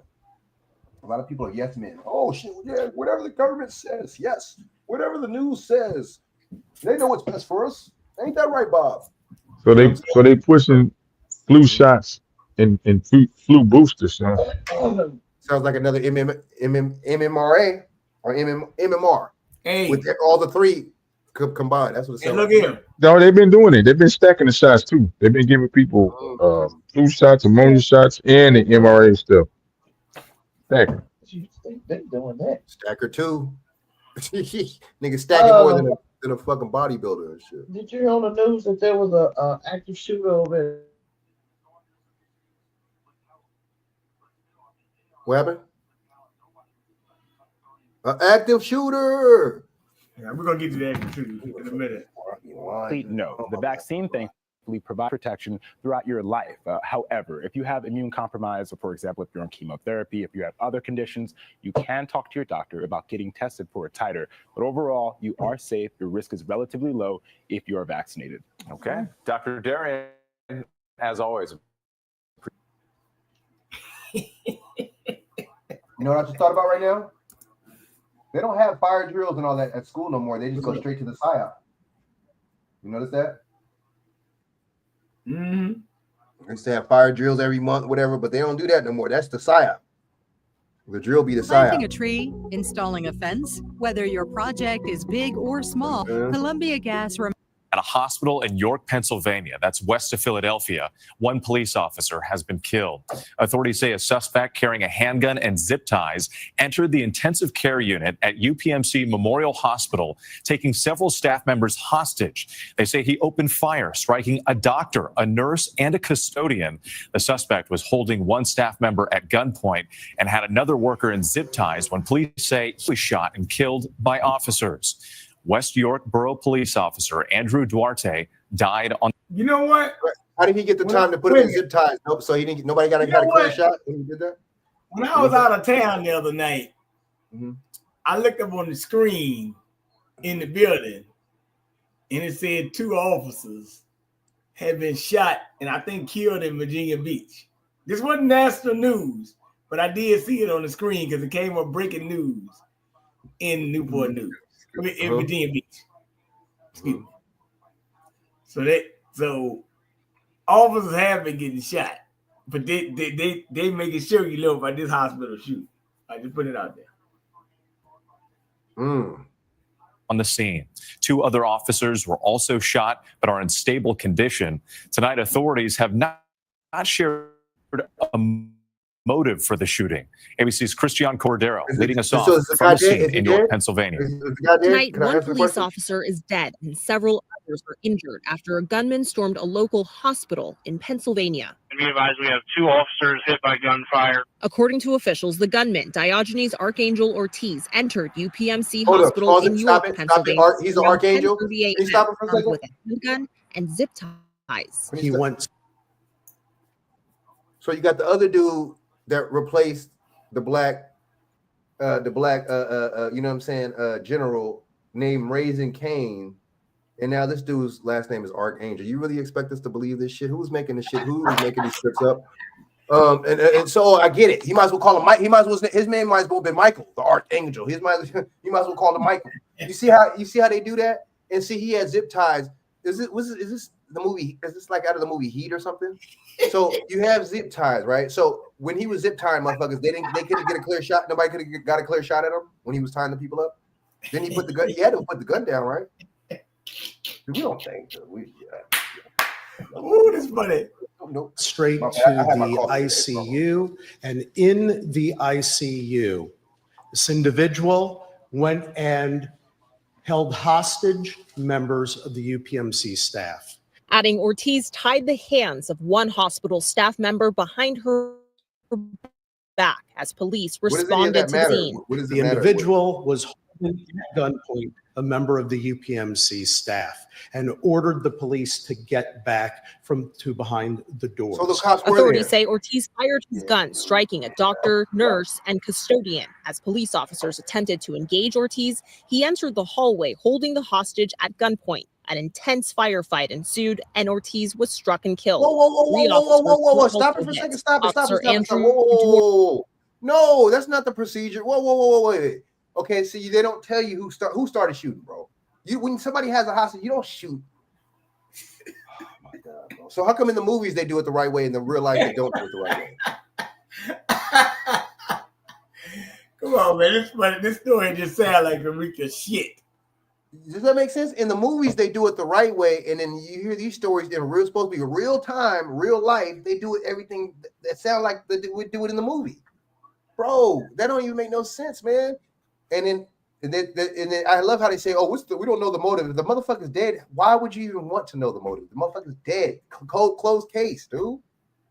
Well, Forte, a law enforcement veteran, was killed. The shooting sending shockwaves through this quiet community. The act of extraordinary bravery and courage by the healthcare workers here, by the law enforcement professionals. I know that because of their work, lives were saved today here at UPMC Memorial.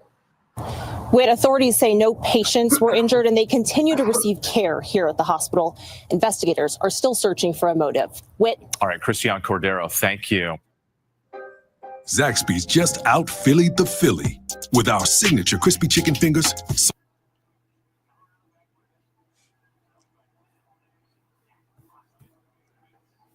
Yeah. They be lying, dude. They be. We come on the air at 6 p.m. with breaking developments in Virginia Beach. A suspect is dead after killing two police officers, Cameron Gervin and Christopher Reese. It was during a traffic stop late last night. It happened near the intersection of Lynn Haven Parkway and Wendfield Drive. Alex Littlehales has the latest on what we're learning from investigators right now. Alex.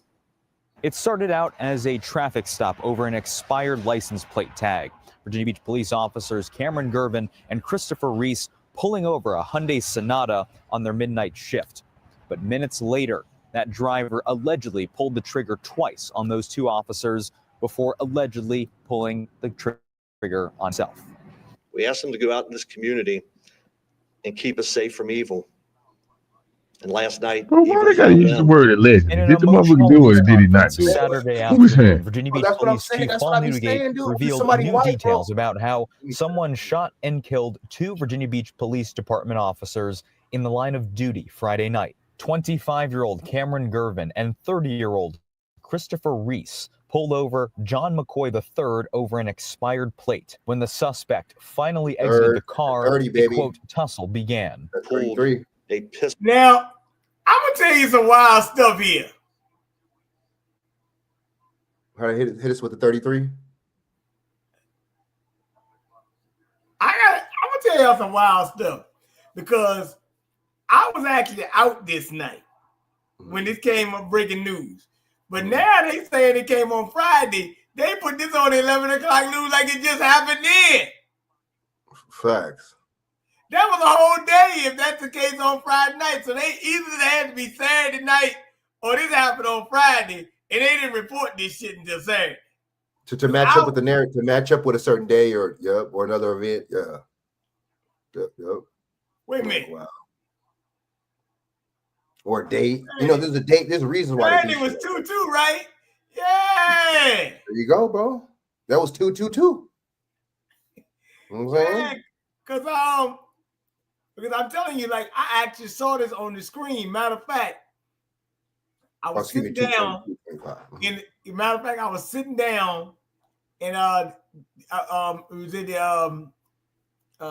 the spot out there, Newport News, and it came up on the screen, and it said, matter of fact, they had the Lakers and Denver Nuggets playing, because I remember they had the game on the big screen.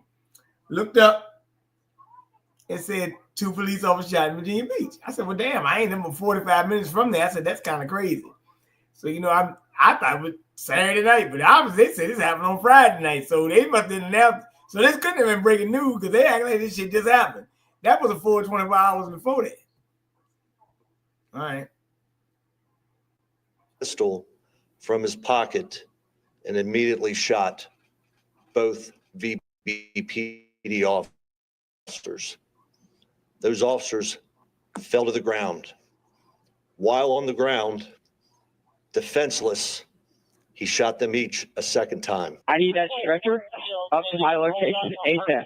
I got one officer down. I need to load and go now, please. Responding officers later found the suspect with what's believed to be a self-inflicted gunshot wound nearby. Lends us to believe that this is a self-inflicted gunshot wound. At no time did any officers fire shots. Doing that. Chief Newdigate says the suspect's behavior can't be explained. A prior felony arrest from the mid-2000s could have played a part, but Chief Newdigate can't say for certain. As the watch of officers Gervin and Reese have ended, a community is now left torn as it remembers the death of 2 men serving their city. We still have jobs to do, and we may appear stoic on the outside, but I can tell you our hearts are broken on the inside. In Virginia Beach, Alex Little-Hales for 13 News Now. Kind of crazy, ain't it, man? Very crazy.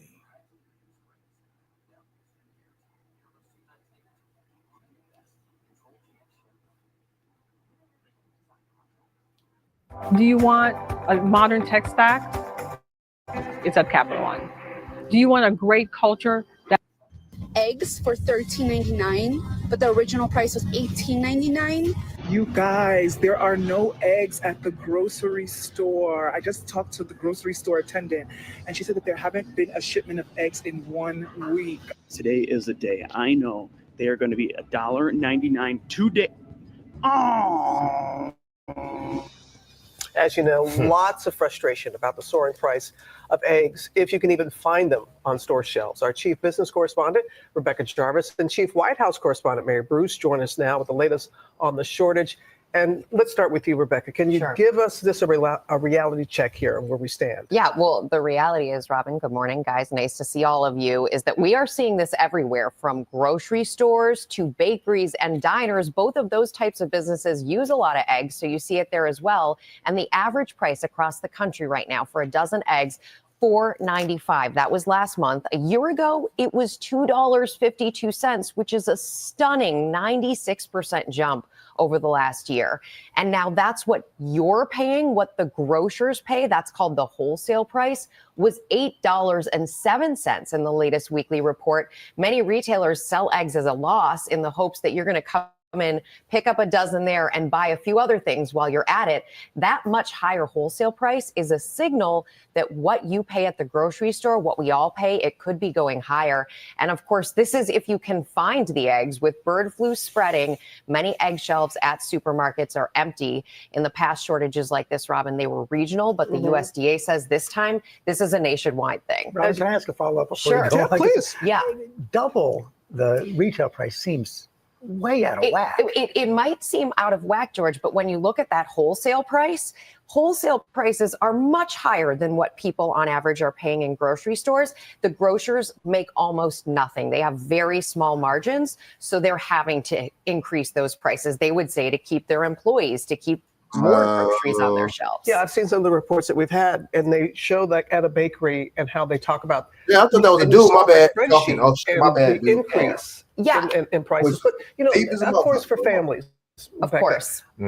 Eggs are a staple. They are a So staple. what can they do to save? And it's hard to get around them. But here's what you can do in order to keep them both better in your refrigerator and then find some alternatives. First of all, storage. Keep the eggs in the carton in the coldest area in the fridge. That's usually the back of your refrigerator. You know, the fancy egg holder in the door. Ignore that because it is so fucking high. The way you keep the shit. Okay, that's fine and dandy. I know how to fucking store my eggs in the fucking refrigerator, bro. What they got to do with the prices going fucking being super super high? Like, see, I told you, I knew this was a psyop, and I knew this was bullshit because I told you I'm talking about damn. Okay, okay, last year around, I started seeing this shit last year around like September, bro. Like times like that, I start seeing the egg price rise. This shit been high in California. Lying, bro. There's proof. You have me. The eggs been high out here, eight something average, something like that, 8, 9. The eggs been high like that out here since fucking last year, bro. They lying. You know what I'm saying? This is all this like we seen the other day in the video. This is all just contrived, bro. This is all contrived. You see what I'm saying? They're making the pandemic, and you know what's funny? Just like you haven't heard the migrants, you haven't heard the migrant protests, right? Where the hell is how come you haven't heard nothing about the bird flu then in the past 2 weeks, 3 weeks? You've been hearing the bird flu linked to this, but it's like, bro, now you're talking about the measles now, right? You see how they twitched the goalpost so quick and so fast? So you hear less about the bird flu, but you still hear the prices. What'd you say? I just gotta find something that sticks. Exactly. But this shit is they going and threatening people at these farms too, dude. They having them, you know what I'm saying, dispose a certain amount, and then like, oh, we'll pay you the certain amount. Don't worry, we'll pay you the difference. They having motherfuckers do weird shit like that too at these chicken farms. Yep. You know what I'm saying? It's all sabotage. Yep. Go bad there. Wow. You can actually freeze your eggs out of their shells for up to a year. The prices, that's one thing you can do. The prices, so if they're on sale, by the way, then you can stock up and freeze them. And the prices on some family staples right now are actually heading lower. Things like milk, breakfast cereal, and bananas, which, as we've now tried, are a good swap. That's also something to look at. And then apps like Ibotta, and use your grocery store app to track prices. But you said freeze out of the shell. That's right. Crack them first. Yes, crack them first. That's very important right there. Thank you, Rebecca. Let's bring back our White House correspondent, our chief White House correspondent, Mary Brewster. How the administration, Mary, how do they plan to tackle this issue that's putting a lot of pressure on American households?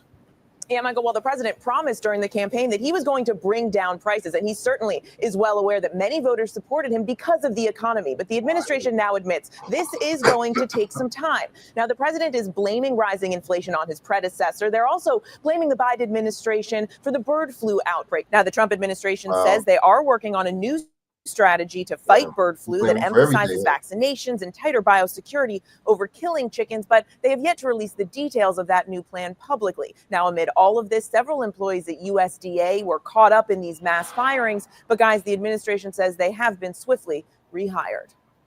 All right. Okay, Mary, thanks very much. Thank you. These motherfuckers are wild, dude. Great ideas can come from anywhere. With Wix. We are back with a money watch on everyone's favorite topic, those rising costs of eggs. The prices have jumped more than 15% in the past month alone, which is being blamed on bird flu. Nancy Chen shows us how egg consumers are looking for alternatives, including bringing chickens into their own backyard. Each week, they seem to go even higher. We know that egg prices are still sky high. Leading the rise in grocery prices are eggs. Those soaring egg prices. With relief not expected anytime soon, shoppers are turning to the source itself, the chickens. Across the country, several hatcheries we spoke with told us they're seeing significantly more interest in buying chicks. Chicken sales have gone up dramatically for all. So they're telling on themselves. They're telling on themselves. They're kind of letting you know that there is no bird flu because, you know what I'm saying? Check this out. So you mean to tell me What's so safe about my backyard? What's so safe about me having the chicken? What was so safe?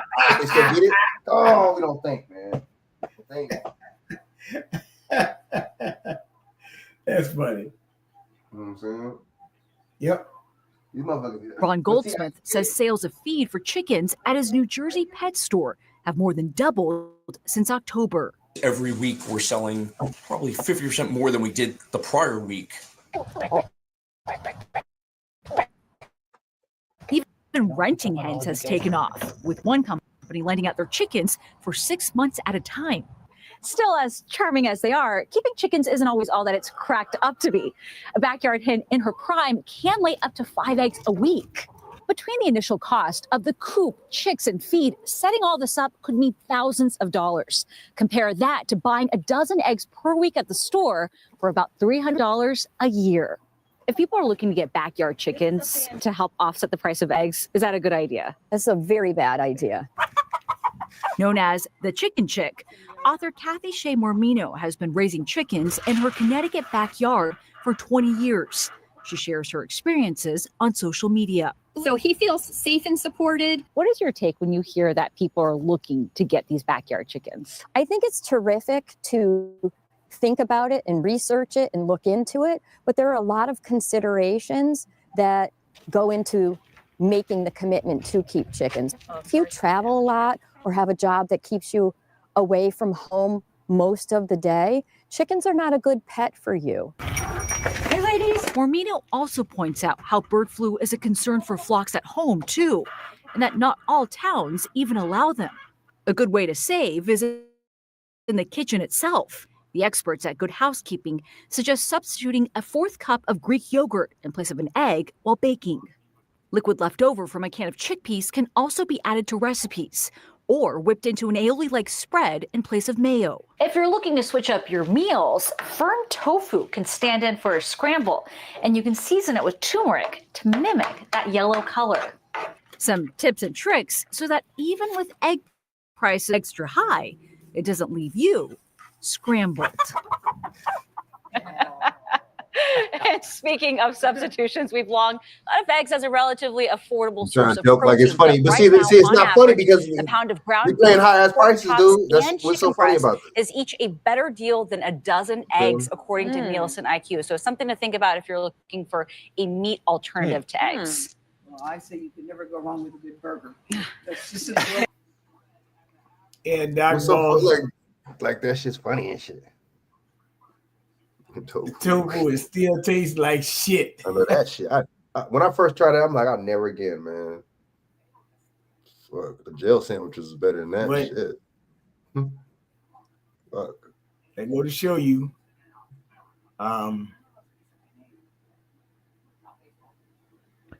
Ain't tofu made with soybean? Yeah, I think so, bro. You gotta be careful. And that shit's been, tofu, that was some 90s, like early 2000s shit too. Imagine how much. If I put acupuncture near me and online maps and I'm not in the top 3 results, my customers don't know that I exist. In the meantime, a new vaccine has just been approved to treat chickens ravaged by the bird flu outbreak, but it's only conditional. According to the U.S. Department of Agriculture, it would be used in chickens amid this outbreak that is really just harming our industry here and contributing to the rising prices of eggs. Over the last 30 days, 151 flocks have been confirmed to have bird flu, and that affects more than 23 million birds. That's according to the Animal and Plant Health Inspection Service. An outbreak here in Georgia, you may remember, actually forced a stop to all poultry sales last month, and doctors say people could become sick with this. Certainly, it can infect people who come in close contact with chickens and inhale a lot of the virus into their lower respiratory tract, their lungs. Zoetis, the manufacturer behind this vaccine, says its scientists actually started updating its existing bird flu vaccine back in 2022. So in a statement, Zoetis noted, and I quote, "The decision to vaccinate commercial poultry flocks rests solely with national regulatory authorities in consultation with their local poultry sector," end quote. But the price of eggs has jumped more than 15% in the past month alone after this bird flu outbreak just dramatically lowered supplies. Nancy Chen shows how consumers are now trying to look for some alternatives, including bringing chickens into their own backyards. Each week, they seem to go even higher. We know that egg prices are still sky high. Leading the rise in grocery prices are eggs. The media's in on that shit though. With They're relief making not people expected anytime fearmonger. soon, They're making shoppers people are panic turning to buying the shit. source They're making people buy itself, fucking. the chickens. Even Across though the some of that country, shit's fake. several hatcheries we spoke with I told think us they're some seeing people really are kind of significantly doing that more shit a little bit, interest not like. in buying chicks. Chicken sales have gone up dramatically for all the people I know that sell chickens. Ron Goldsmith says sales of feed for chickens at his New Jersey pet store have more than doubled since October. Every week we're selling probably 50% more than we did the prior week. Even renting hens has taken off, with one company lending out their chickens for 6 months at a time. Still, as charming as they are, keeping chickens isn't always all that it's cracked up to be. A backyard hen in her prime can lay up to 5 eggs a week. Between the initial cost of the coop, chicks, and feed, setting all this up could mean thousands of dollars. Compare that to buying a dozen eggs per week at the store for about $300 a year. If people are looking to get backyard chickens to help offset the price of eggs, is that a good idea? That's a very bad idea. Known as the Chicken Chick, author Kathy Shea Mormino has been raising chickens in her Connecticut backyard for 20 years. She shares her experiences on social media. So he feels safe and supported. What is your take when you hear that people are looking to get these backyard chickens? I think it's terrific to think about it and research it and look into it, but there are a lot of considerations that go into making the commitment to keep chickens. If you travel a lot or have a job that keeps you away from home most of the day, chickens are not a good pet for you. Hey, ladies. Mormino also points out how bird flu is a concern for flocks at home, too, and that not all towns even allow them. A good way to save is in the kitchen itself. The experts at Good Housekeeping suggest substituting a 4th cup of Greek yogurt in place of an egg while baking. Liquid left over from a can of chickpeas can also be added to. So they just showing you the bird flu shot got approval in chickens. So Zoetis is the name. Yeah, you got damn. See that? Yeah. I'm gonna have to stop fucking. That wasn't talks about. That's what that was. Yeah, you can inject eggs and don't see no holes. Damn. All right.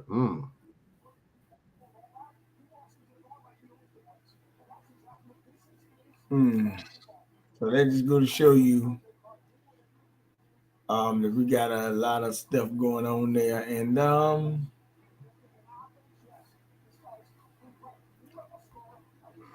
it's going to show you a lot of stuff going on, and people gonna have to be aware. And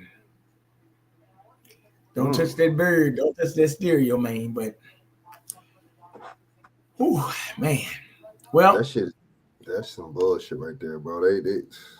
But see, that's how you know a lot of these protests be fake, and that's how you know a lot of people don't give a fuck and are full of shit, and they're just really entertainment minded people, not just black people. Because motherfuckers should be protesting that shit. Motherfuckers should be striking the biometrical shit. Motherfuckers should be striking that shit with you know what I'm saying, with Peter Thiel, with the Palantir shit. They should be striking protesting this, that biometric shit that you was talking about what Elon Musk want to do with the brain, with the fucking, you know what I'm saying, the chip in the brain. Come on, motherfuckers should be. But see, you know what? They don't know, man. Not that much information on that kind of shit though. Too, the news is not really. Motherfuckers ain't really talking about that shit. Certain, like the biometric shit, they're not really talking about, but the other shit. But it's like people just, I don't know, bro. I think people choose entertainment over education any day. So I'm gonna show you something that Shaq said. Religion, my bad. Religion too, my bad. Now, didn't Shaq say something about NASA earlier?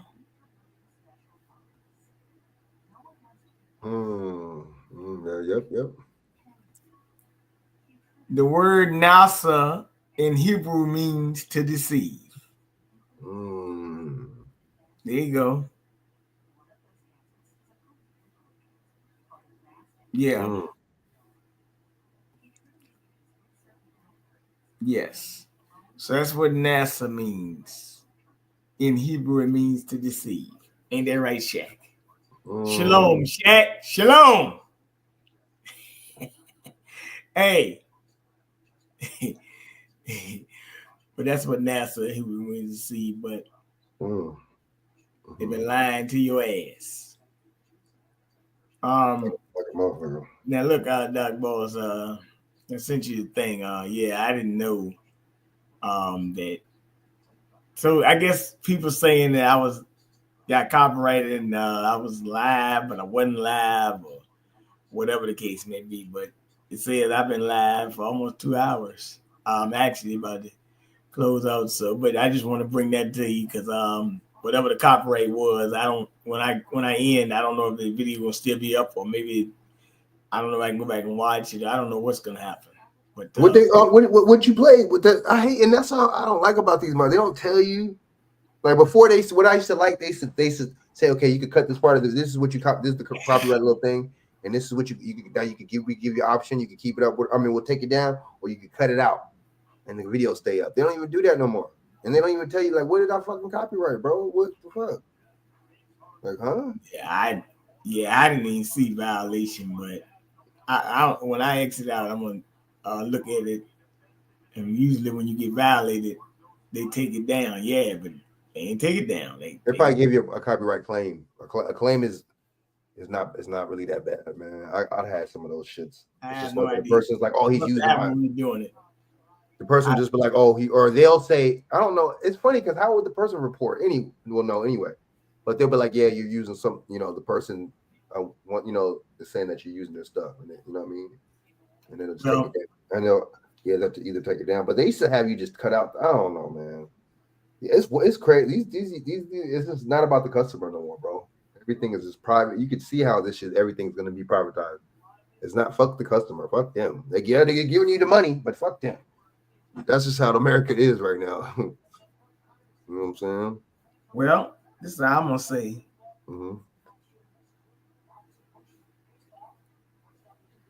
What's that song I need to play?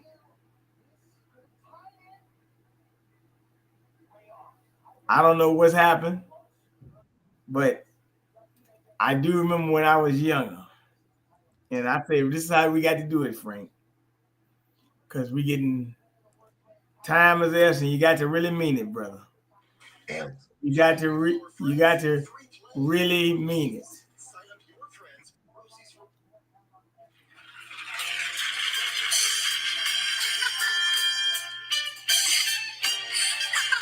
Ooh, that shit was hard, dude. Oh, hell yeah.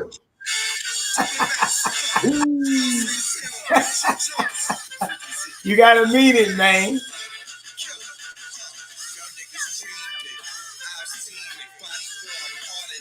I really mean it.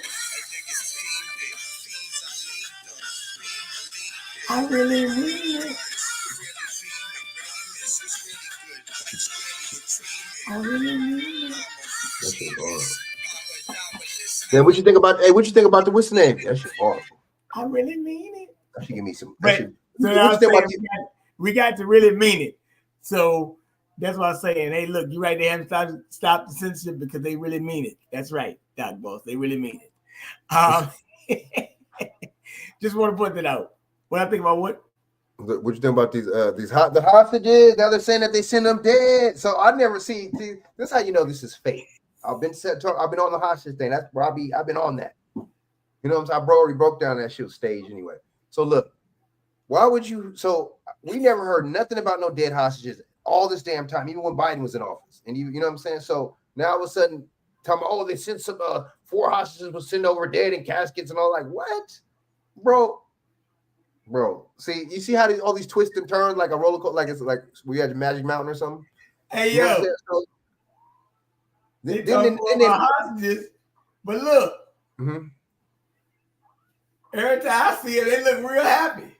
Them motherfuckers look happy, healthy. The women look good. The group of men look good. Motherfuckers look like they probably gained some damn weight. But then they just showed you 3 sets of 3 men that look already old as fuck. Let me catch me a video. They look skinny. And Trump was capping. Remember, Trump was like, "Oh man, you better. You know what? If you don't, And then he started threatening them. If you don't, release all of them by Saturday, and it's funny because they didn't release all of them on Saturday. They released 3 more, but they didn't release. I think this is what we got to do. I'm telling people, man. We got to get them. We got to find. I'm gonna get the look.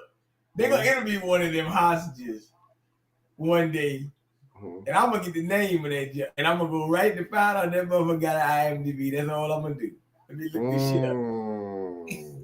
Because this is a game. It's a game. Go ahead, man. Shout out your information. Yeah, man. You know what I'm saying? Y'all can check me out. You know what I'm saying? XX Frank Nitty XX on YouTube, and then also on Instagram, and then Frank Jones A115 on Instagram. Chak, you still around?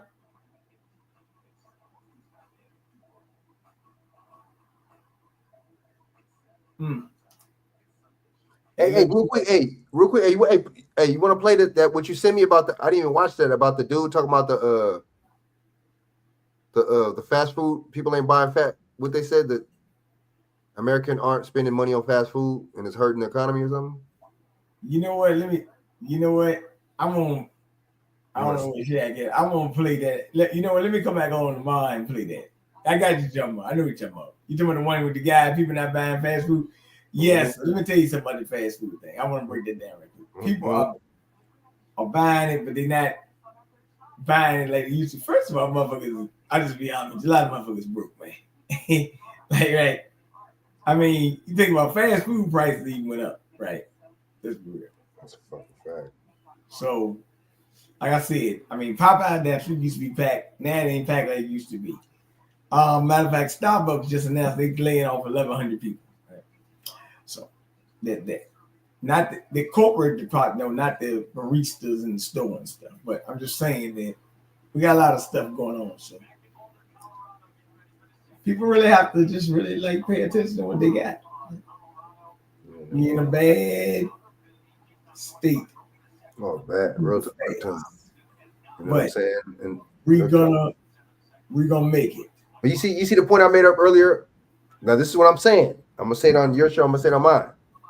They talking about they doing all this audit and shit like they, you know what I'm saying? Like everything is all good and they, you know what I'm saying? But my thing is, look, this is mark my words. I want these motherfuckers to audit the Pentagon, and I want these motherfuckers to audit the Federal Reserve. Them 2 things. And I ain't gonna say nothing for the whole year, bro. If they audit those 2 things, I ain't saying nothing. Feel me? Now, if they do the Pentagon, you better leave what they putting in there. Something different. And hey, look, like I always say, and just going out for the ladies, I got to say this one more time. I'm getting tired of this fake shit.